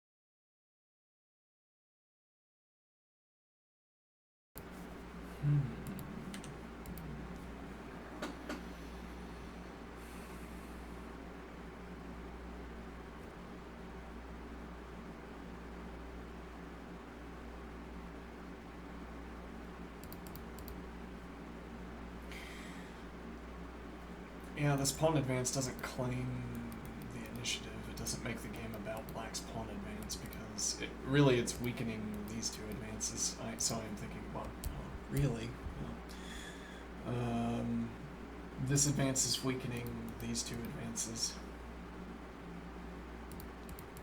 It's not clear what it's claiming aside from making the activity closer to white's pieces. So for that matter, I wonder why I'm not thinking about bishop e2.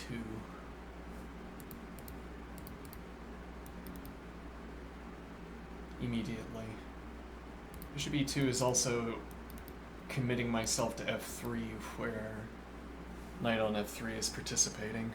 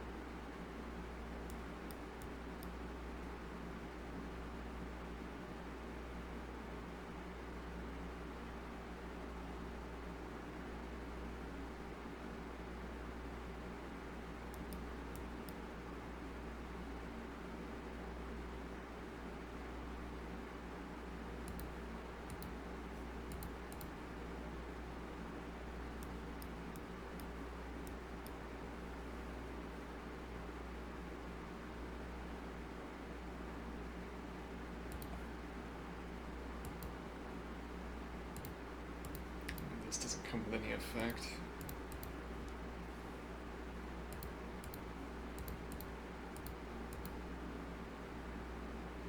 So soon, black.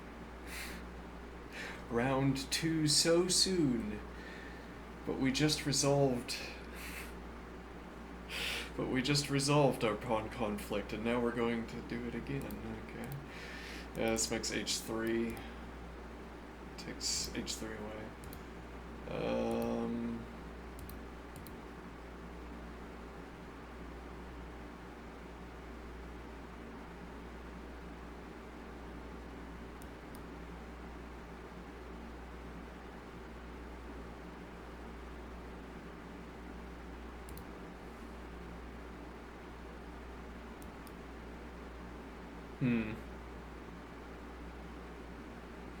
We're running out of ways to block this diagonal.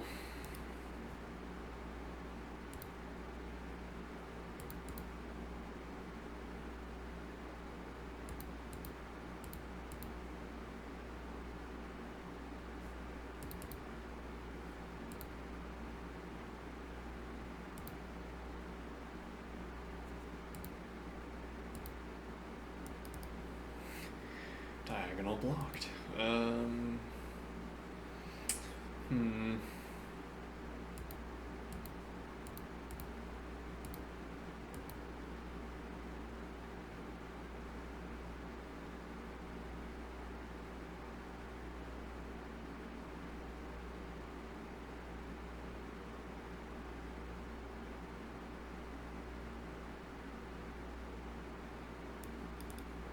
Supports the c3 advance.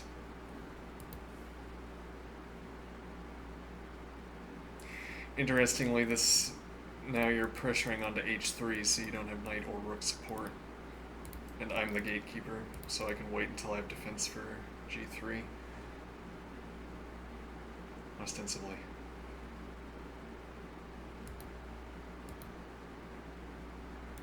Bishop is 2 points of pressure, knight is 1, supports the pawn break, queen supports pawn break. Queen supports the other pawn break, or if we don't want to, I don't know if we want to call this a break. Maybe we like the break to mean that there's no counter advance legally available. 2 pawns heading off, and then, yeah, along with knight denying the counter advance. And then this capture is also currently available, though if you move the dark squared bishop, we would need another point of support, and you could do something like this, for instance. Still can't advance.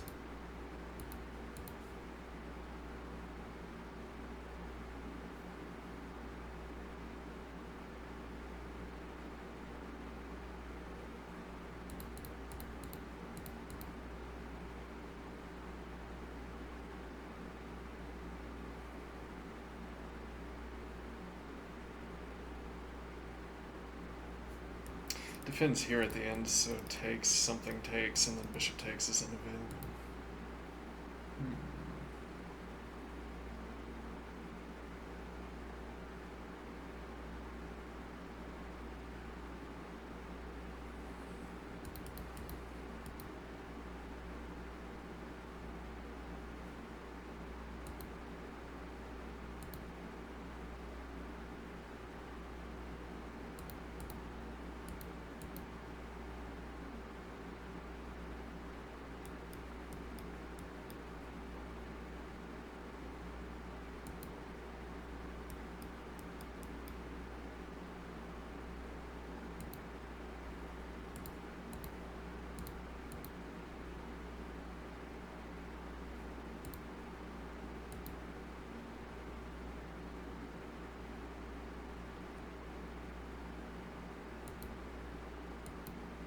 No.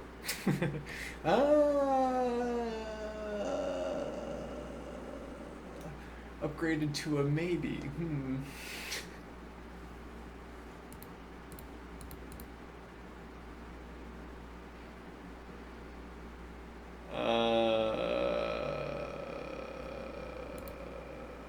And there's no well, yeah, you wouldn't be able to play here because king takes defense bishop. With tempo, actually. But yeah, this is horrible. You can take the rook. Oh no.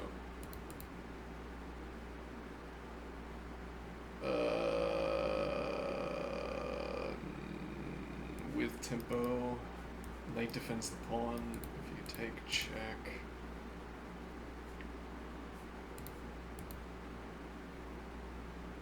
Drops the pressure, whereas, but yeah, if we interpose, then we allow the trade.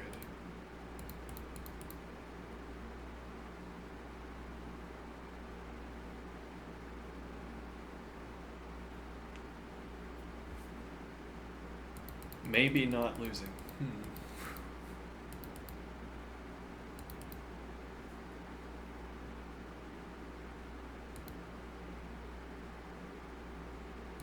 We need that knight support.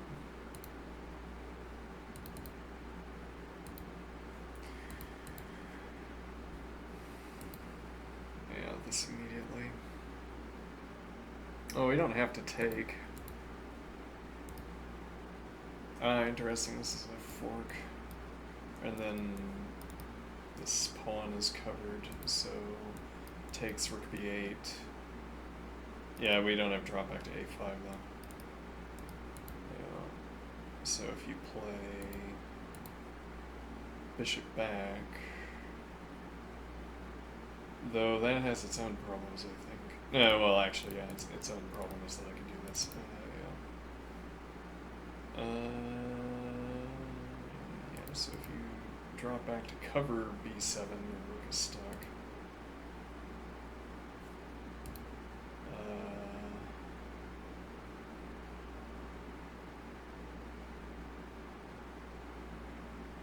Might have gotten...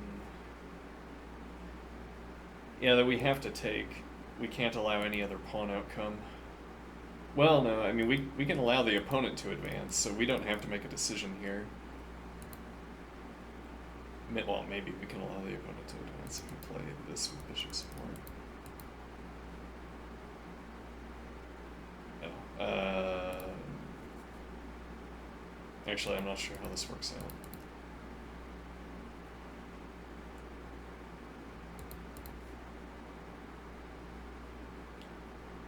Dubious.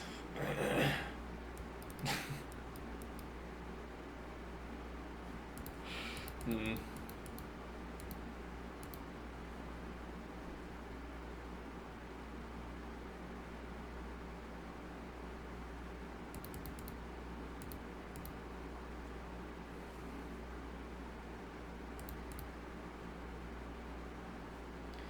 We got to this point and we didn't take.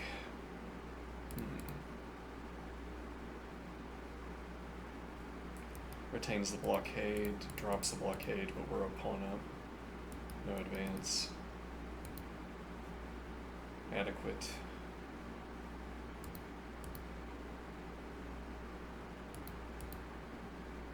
So no advance as it turns out. This offers a trade needlessly. Well, with tempo.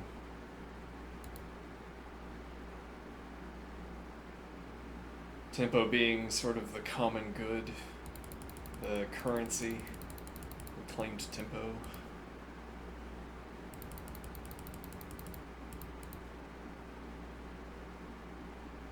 Yeah.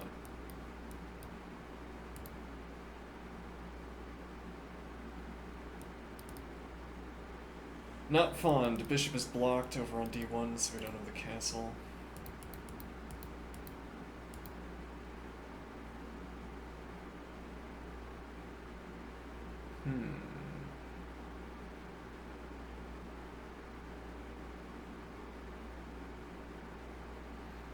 We might have to drop back sooner. Not committing to f3 yet.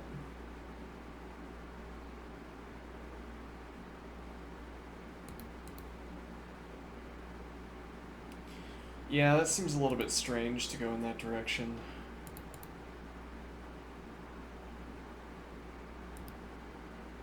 It's true that black doesn't have much support for the square, but it doesn't allow us to capture. That's a different question.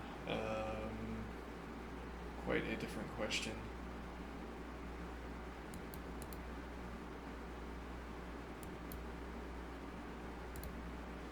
I mean, if we were to, given that we have bishop e2 on the board, I think we'd be insisting that here.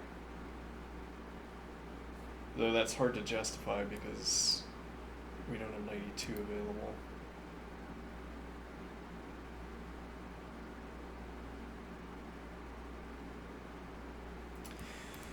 Knight f3 through to d2.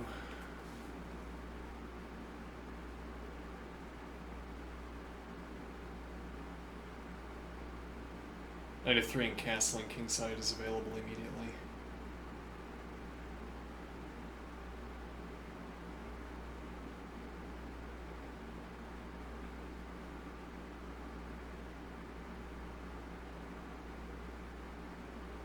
And then we are heavily supporting dark squared activity. Interesting.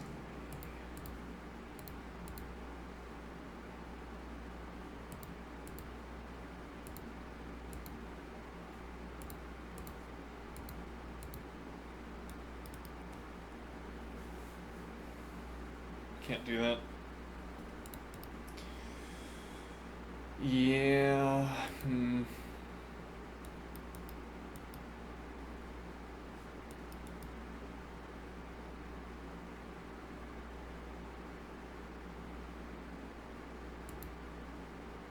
Yeah, but there are weaknesses. This could be persuasive even. Though, interestingly, so many things are interesting, don't you know? We're two pieces between queen and covering that tactic. If we hadn't committed through to d2, as black has not forced us to do, notably, well, then we don't have f3.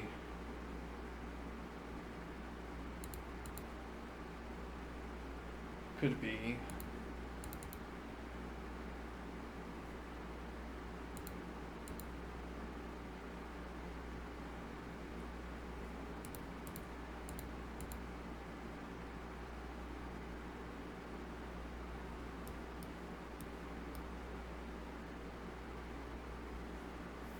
Interesting. Is it? Yes. Maybe. Let's see.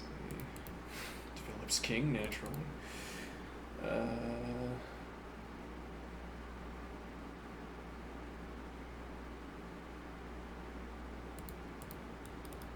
This advance is now an attack on the king. That seems interesting.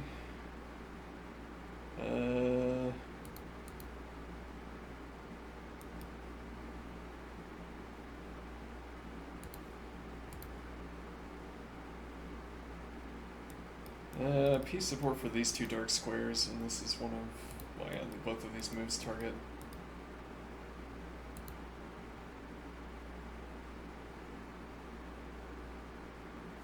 This idea of supporting b4. Yeah, though actually b4 isn't playable, we don't have enough force. Yeah, yeah, well... Yeah, we're pretty far away from getting the queen access that we want.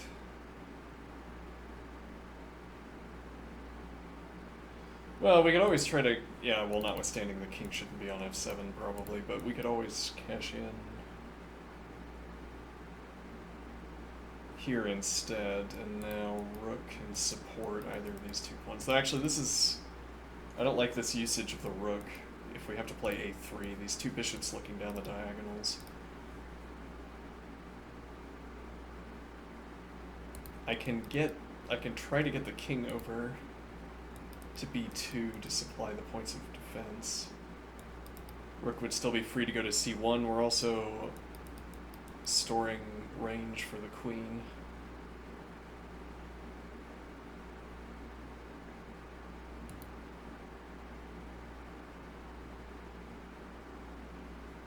Knight can't support unless we're falling through to a4.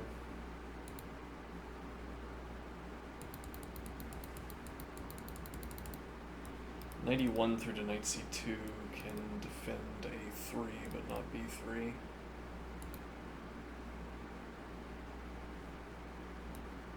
Knight e1 opening up f3, f4, opening up the idea of rook behind pawn. And that could also simply be our move to... Well, now we're just going to kick. Claim second rank, probably not best, but let's find out.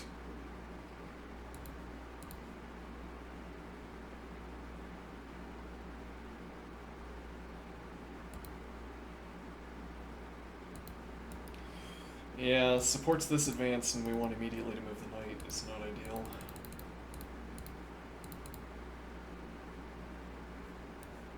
With tempo.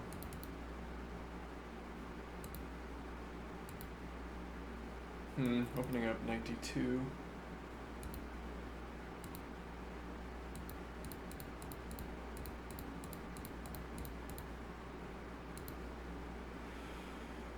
Yeah, it's not, oh well, yeah, no, probably not available.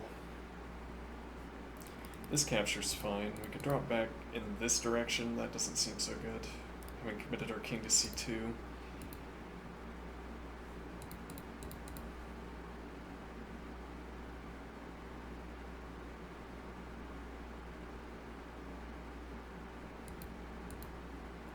Yeah, now we don't have a square for the knight.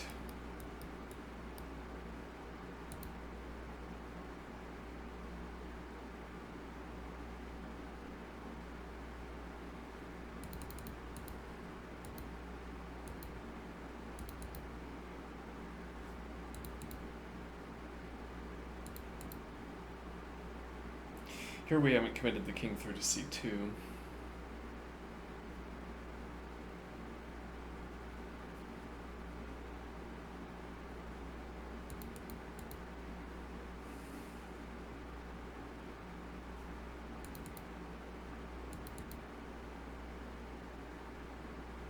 Yeah, well, black can make us, if we have to play king d2 in response to that knight b4, black can make us play that on any tempo.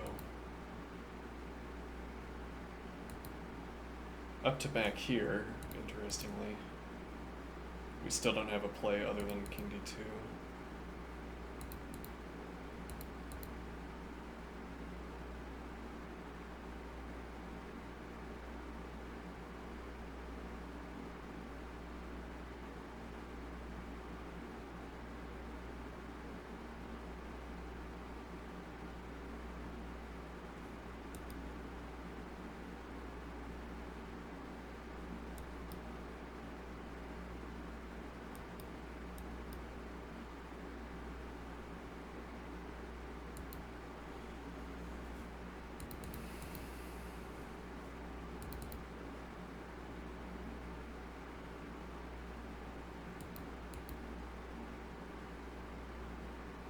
Yeah, even up to this point, because we don't have castles queenside. Makes me think we should be rushing this. Though even here, we don't have the tempo. Well, no, actually, now we can play d3, but... hmm. Hmm.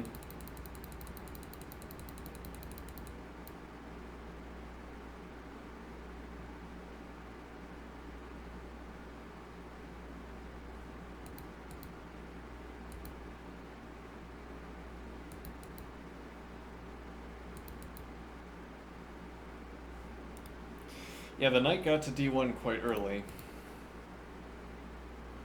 And we don't have bishop d3.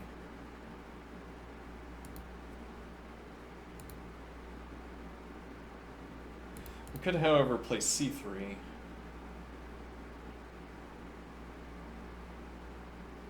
Uh-huh.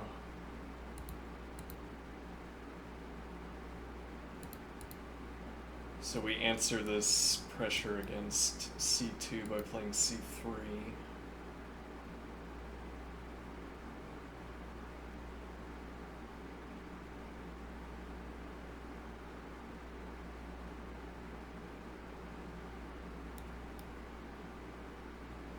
Mm-hmm.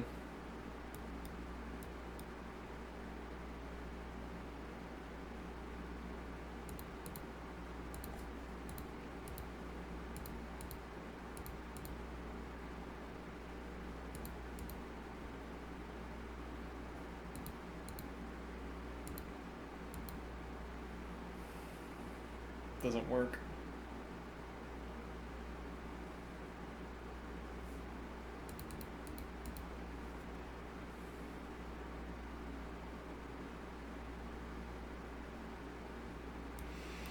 But yeah, knight b2, and actually then queen dropping back to d1. Kind of minimal case. Or we follow through with queen g2, bishop e2, f3, knight f2, and then castle and queenside is available. Bishop d3 into c2. Some kind of option. You can deny, you could deny here, though that did not seem like a favorable play. There were many lines where that did not seem like a favorable play.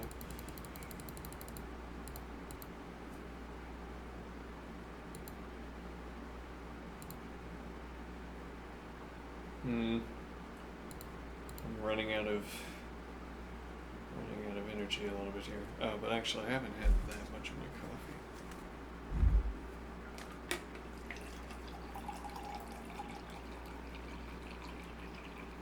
That wasn't even coffee, that's my backup beverage. I'm loaded up with beverages. Alright, let's see.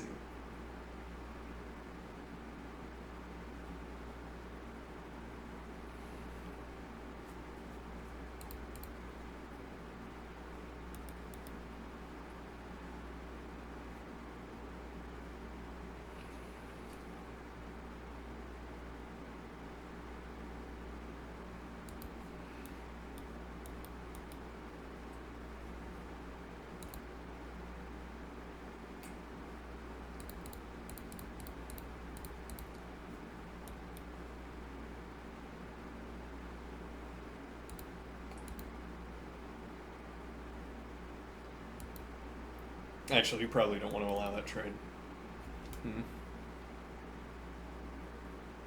I mean this trade by dropping back at the end of that. But okay, you don't have the advance. If you tried to support the advance, knight b2, which also supports d3.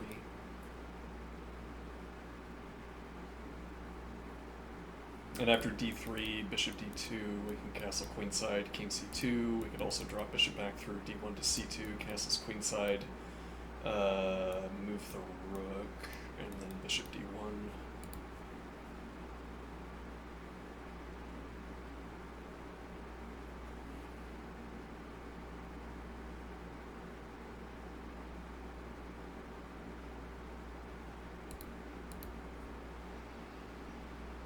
Yeah, though usefully you can't go to either of those two squares.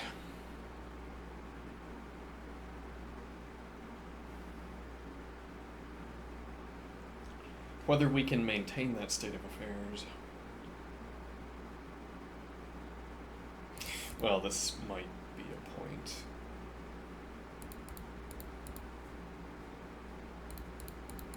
I'm not fond, but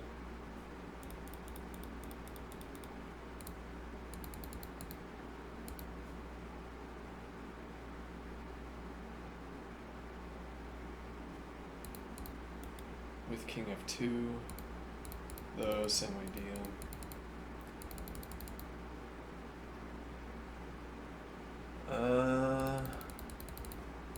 This direction instead, also option to trade.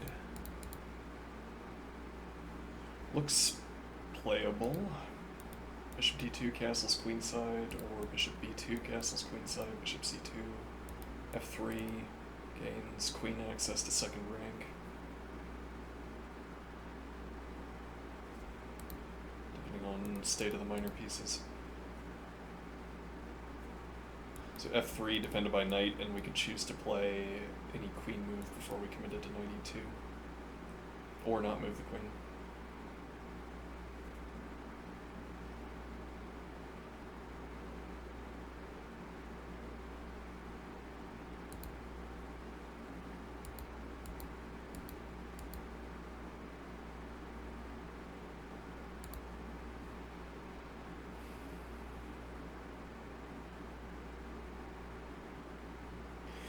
Yeah, it's awkward. If we wanted to maintain the pressure count. Actually, yeah, you don't have the diagonal.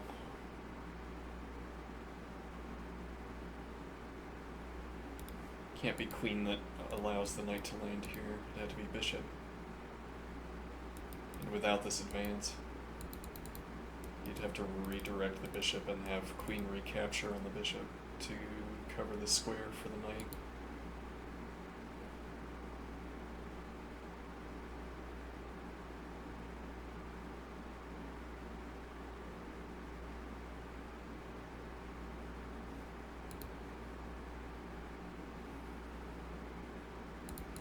Well, and then we might want to resolve this immediately to get the castling completed. But yeah, I'm not fond of the trade.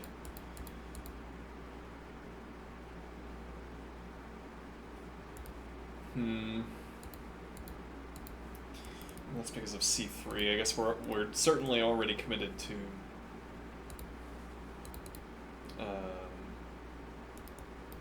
knight being able to look at the square if we have to play g3 after this in this sequence. So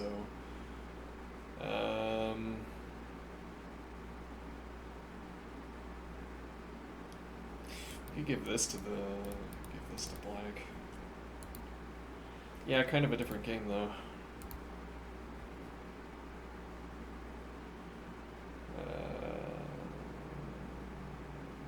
Well, we wanted c3 for the bishop drop back. There were many salutary benefits, but the two holes on d3 and f3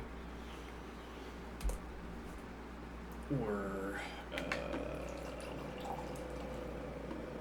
bad.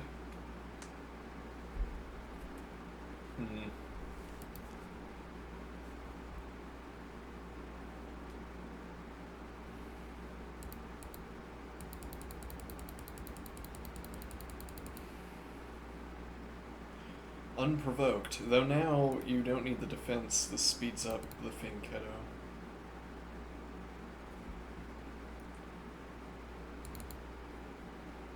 It was a benefit in this line where you commit to f4 that you don't have the bishop out. So you can't force us to move the queen. But the benefits of f3, given that we've committed to all of this, the benefits of f3 are desirable.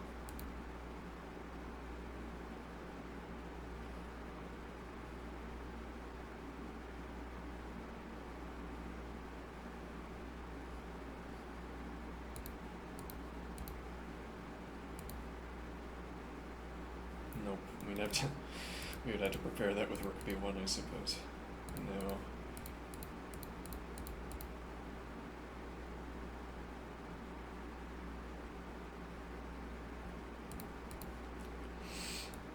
Actually.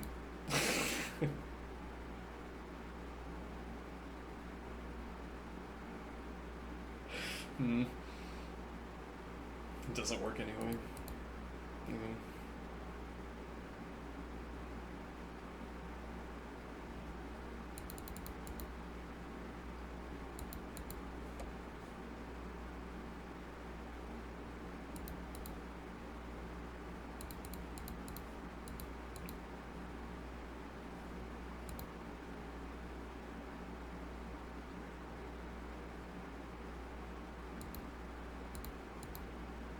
With check.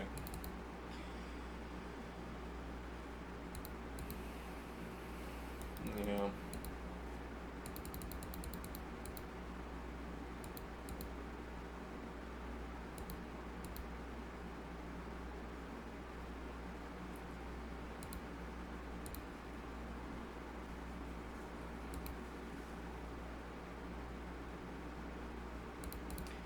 Yeah, why are we dropping back the knight so quickly?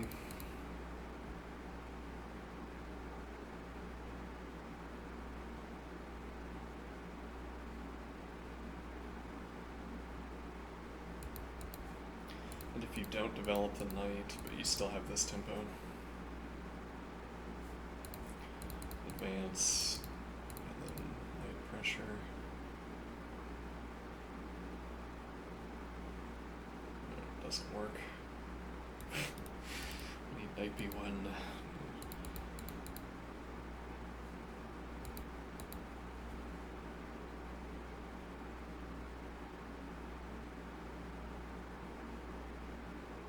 Mm-hmm. Secures the knight against the B advance. I would say that castling queenside has suddenly become less desirable, though queen d1, or rather king d1.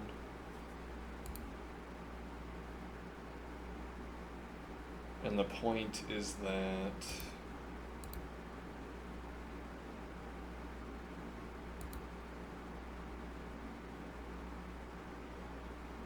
I thought I had a point, but now I'm not so sure. So the point is that we can drop the knight back to a2.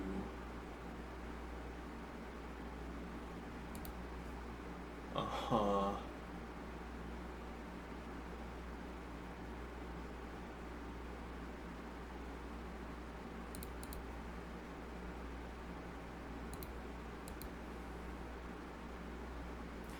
Now that you've spent the tempo on the dark squared bishop, bishop a3. No, knight a2.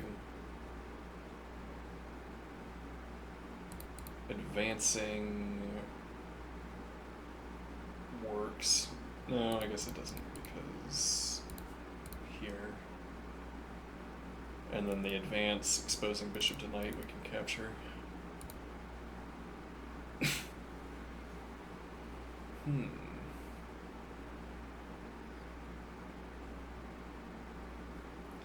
Is this undefended the knight?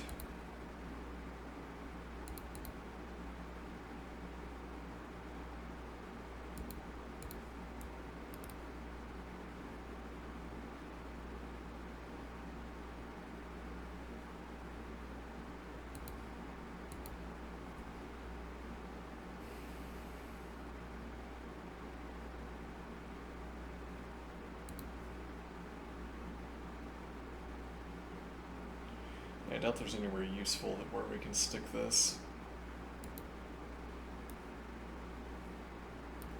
We don't have bishop a3 now. Then I can go back to c3, which isn't really a problem. I guess we can claim this as resolved in our favor. Go for the d advance. We have the blockade on c4.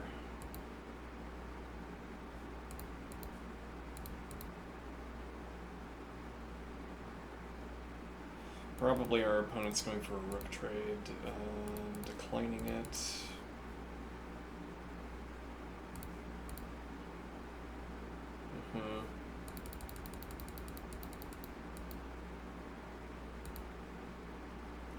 Maybe black doesn't like this. Though what is the point? Right, so if you castle here instead, now bishop a3. Huh.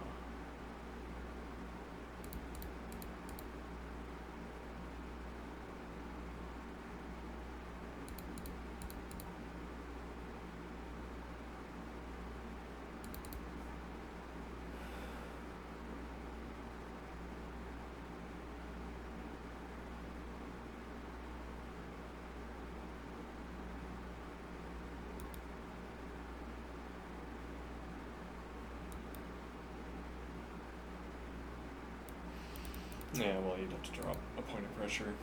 Or rather, not claim this.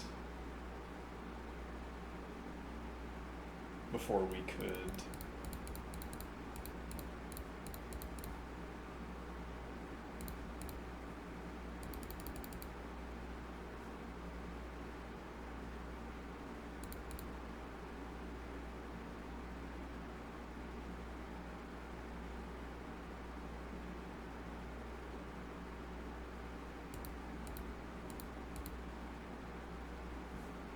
Yeah, if you take with a knight first, though, bishop's in front.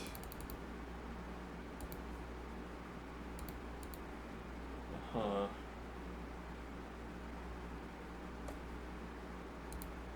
Too slow.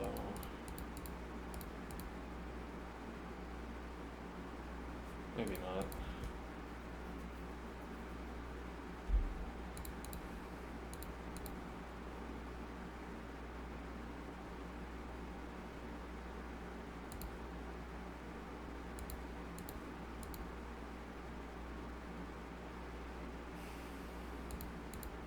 Oh wait, my knight covers that. What's the idea? Yeah, it's your queen looking at this. Yeah.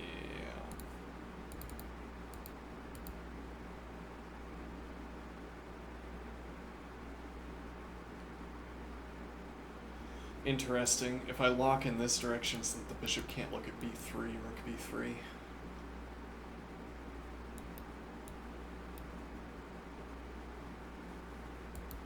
Huh.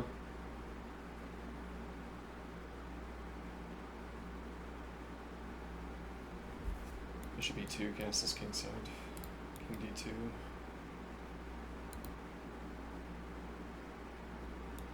King d2, bishop e2, or knight e2, and knight d1, and rook e1.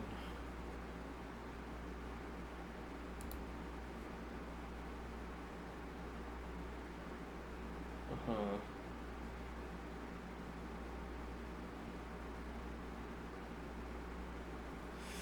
Or, no, yeah, it's a pawn here. Take in this direction.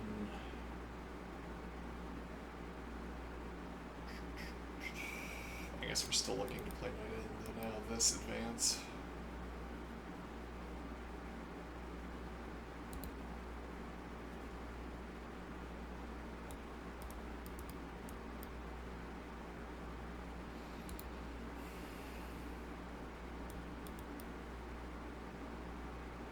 Blocks the rook.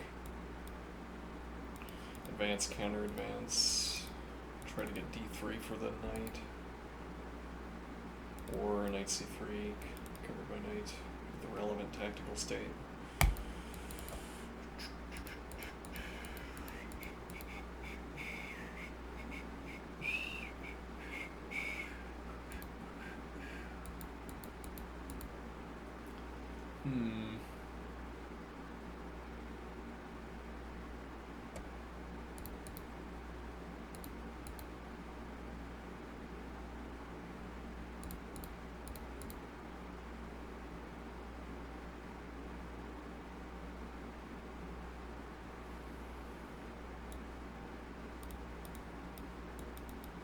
No, actually, yeah, we can't block the rook.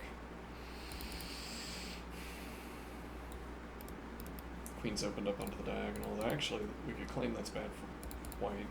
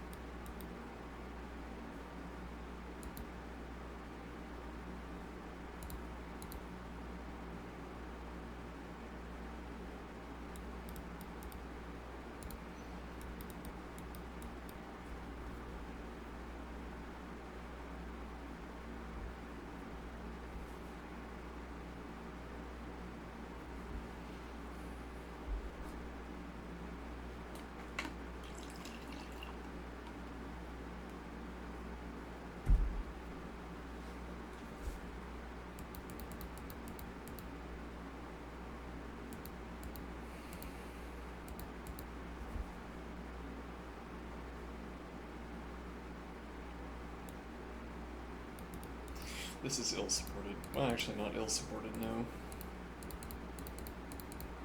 Yes, only have queen, yeah. I'd have knight support as well. Let's see.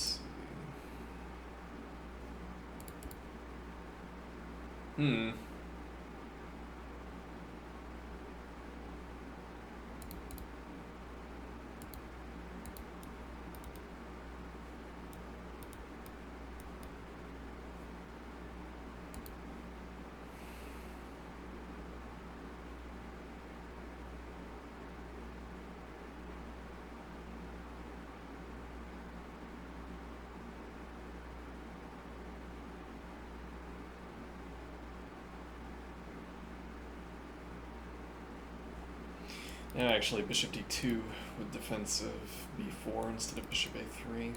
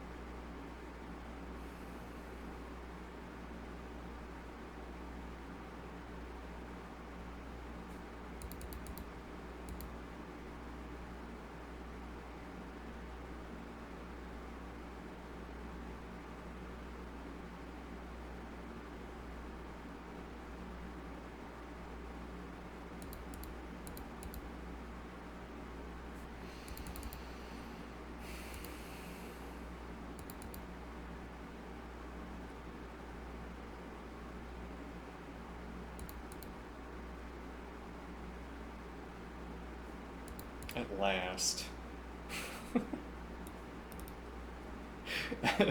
At long last.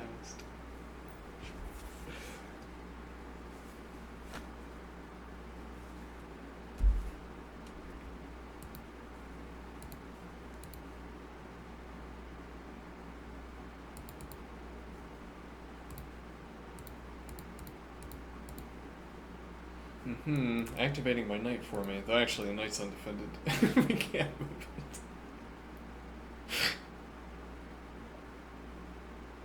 Yeah. Yeah, we can't move it. Oh no.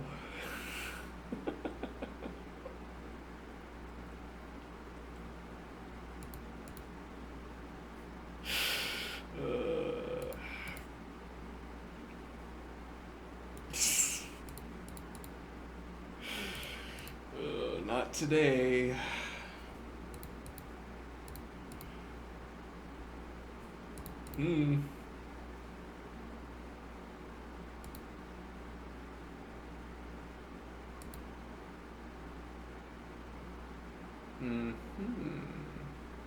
Though, if anything, yeah, taking here is utterly unpersuasive.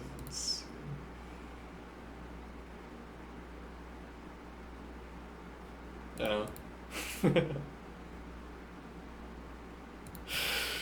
No. With tempo. Because now if takes with bishop, I have knight takes. This happens with check, notably. Yeah, we might be getting off the diagonal. Oh, it's a cataclysm. Who knows?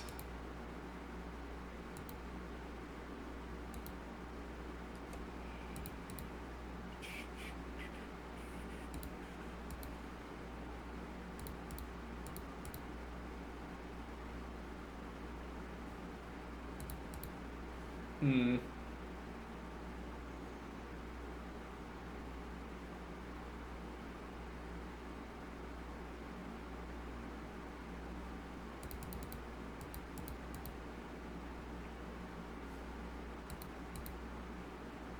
2 points of pressure.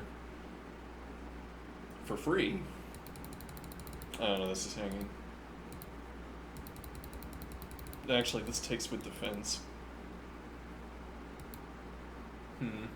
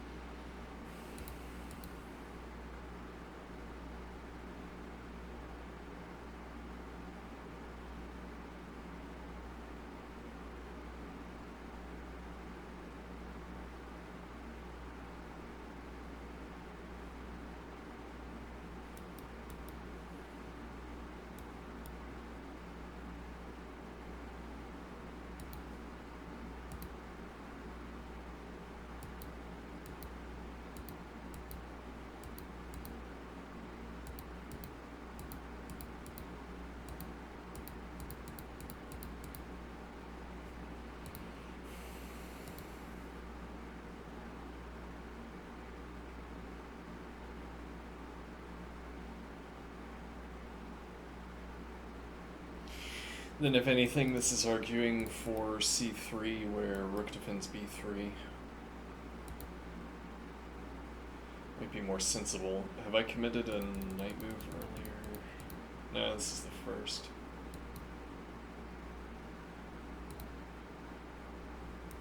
Through to c3. Yeah. Okay.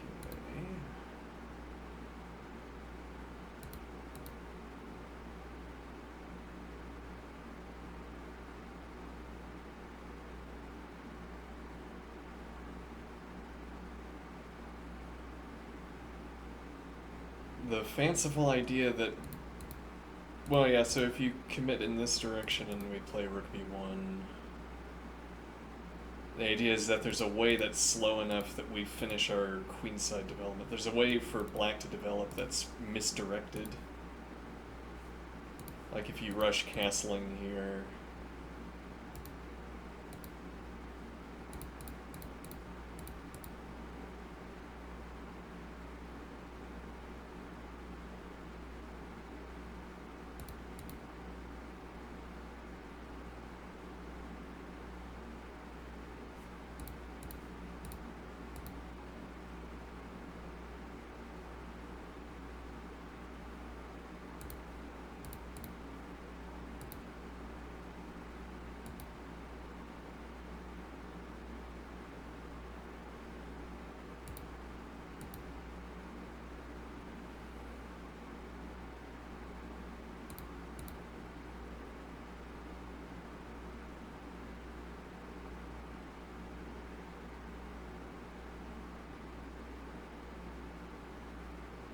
Seems to be doing fine.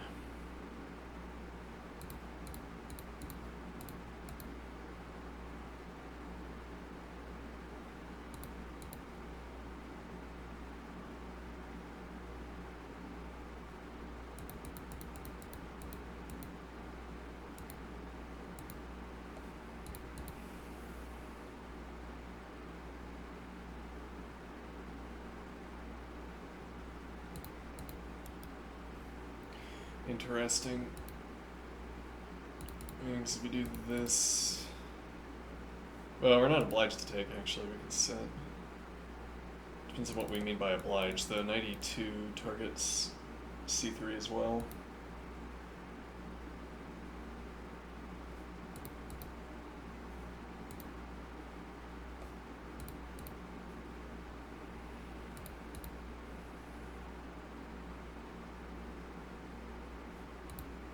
This is undefended. Oh no.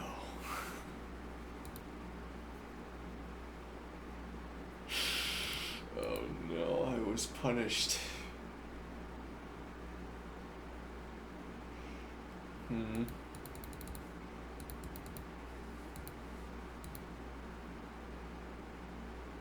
Worse than losing.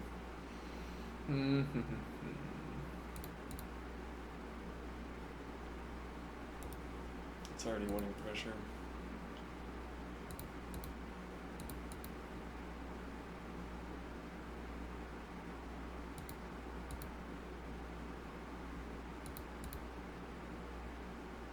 Yeah, this doesn't change that.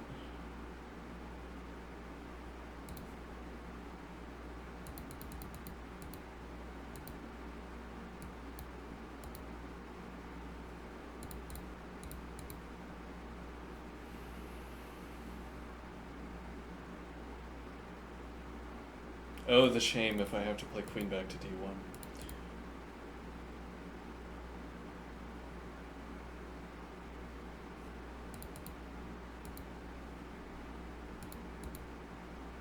Undefended.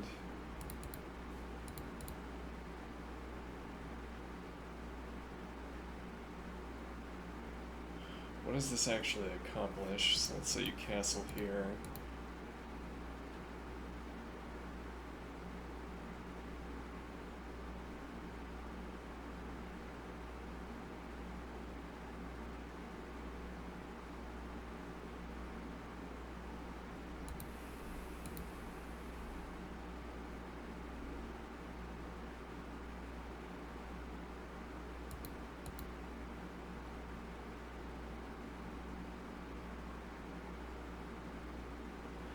Yeah, given that...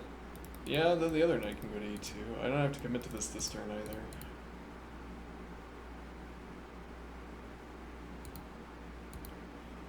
If black goes for an earlier d advance, I assume this is bad. It invites me to do this, or I can drop back and apply this pressure immediately.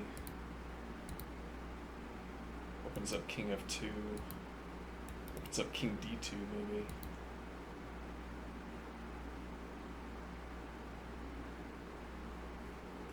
A little bit suspicious of this, but...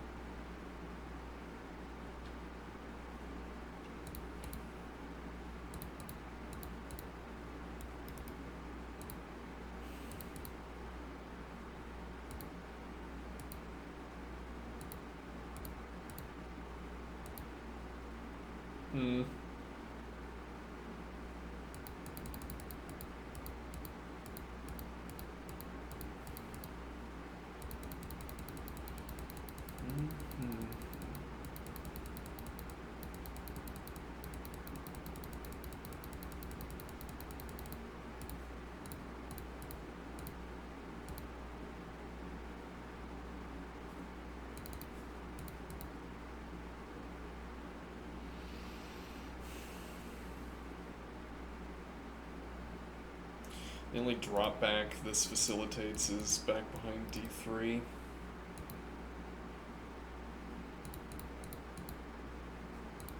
Doesn't work.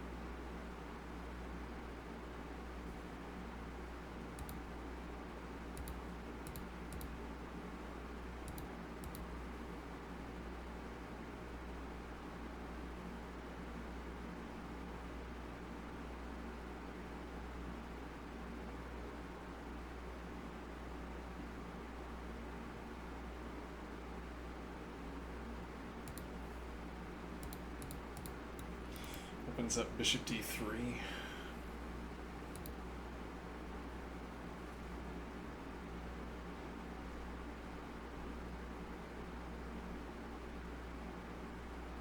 Opens up knight d3. Though, yeah, this e advance. Well, the e advance either way, actually, though, if we have the bishop support, we'd have to have f3 and bishop support.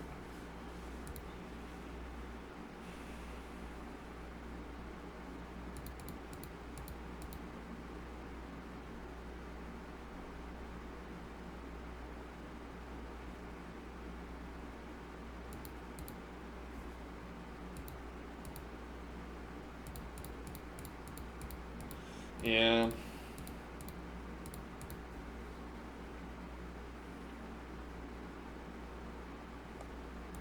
Knight is currently pinned, so you can't offer the follow-up trade, but...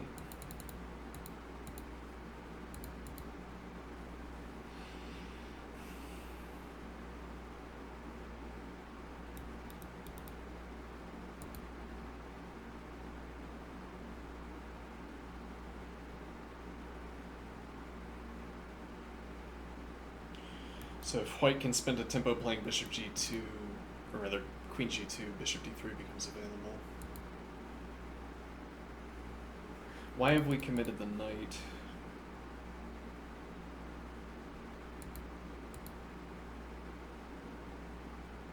We retain the option of playing bishop b2.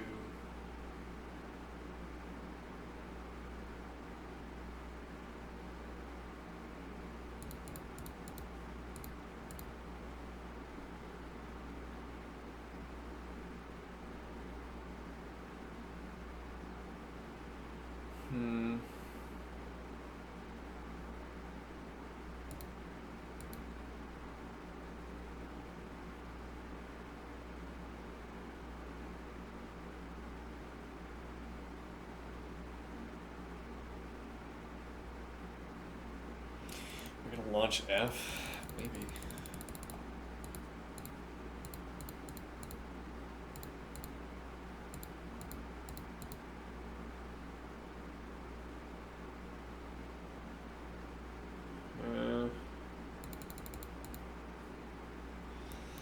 Yeah, these two holes. Maybe we have to delay c3, but then we're going to need to make a decision about these pieces.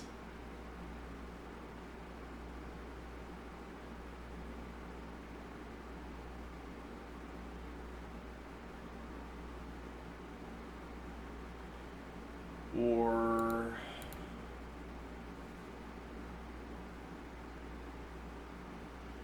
now bishop out is delayed, but we don't have knight sitting on g1 the whole time. Castling kingside becomes available sometimes.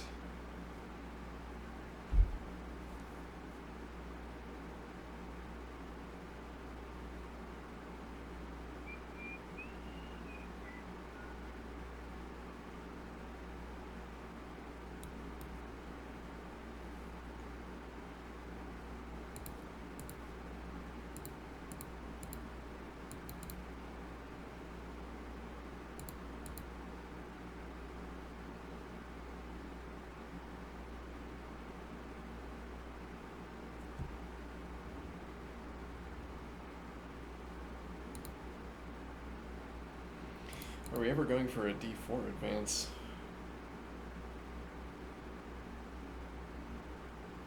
Mass trade down? Yeah.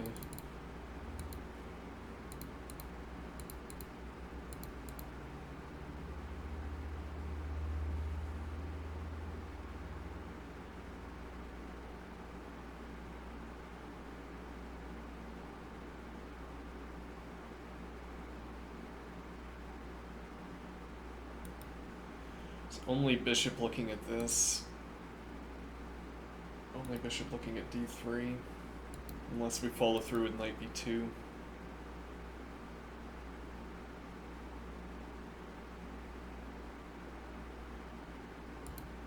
Perhaps we will do that.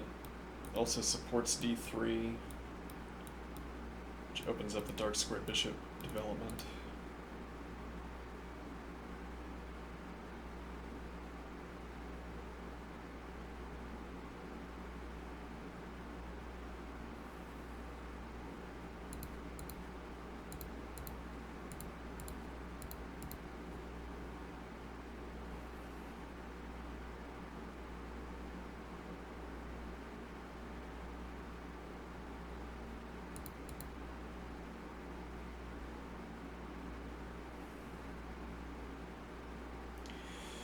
Castling queenside is still legal. It's still legal with or without the D pawn. I guess knight here requires queen g2.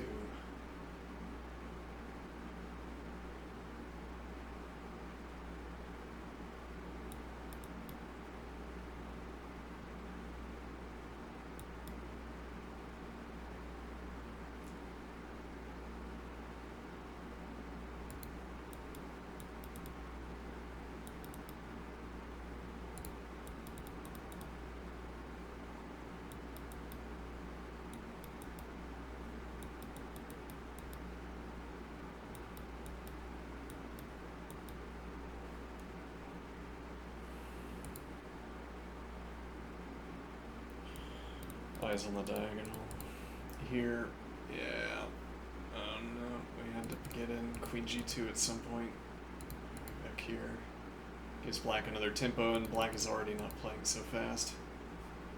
This doesn't do anything immediately.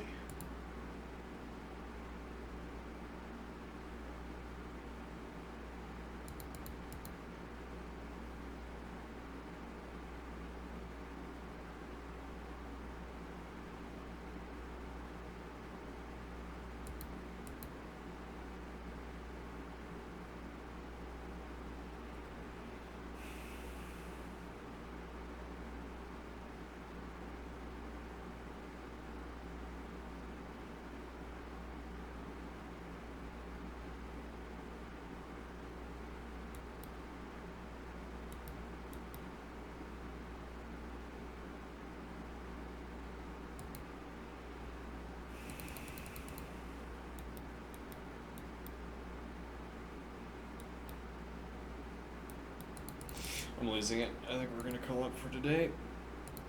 Okay.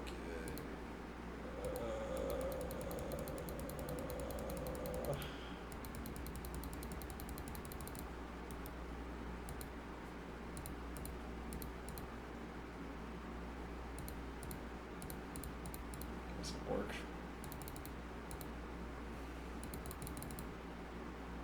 Ostensibly, we'd have to have the bishop.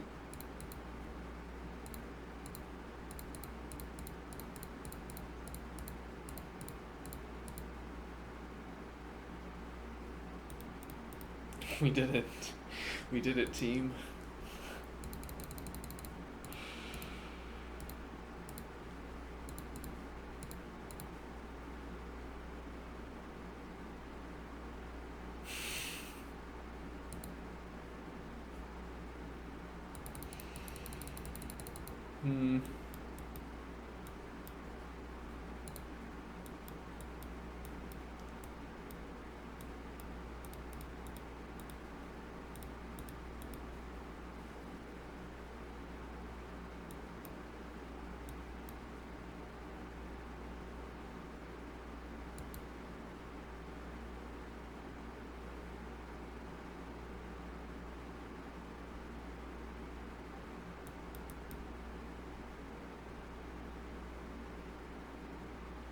Oh, that's interesting.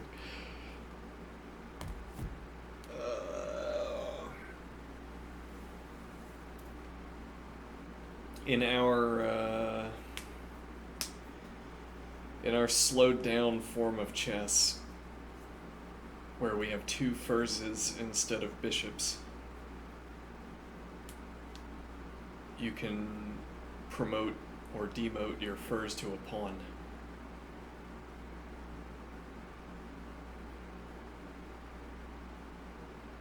You can spend your tempo demoting a furs to a pawn.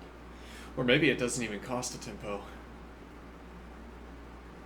We'd have to look at how good it was.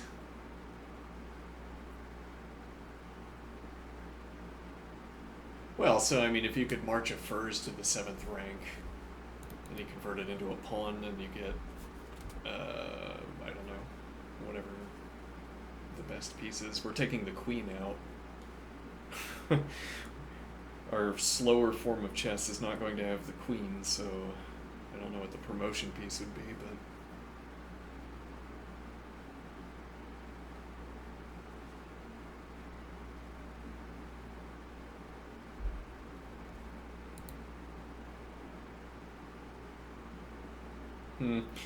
Okay, see ya.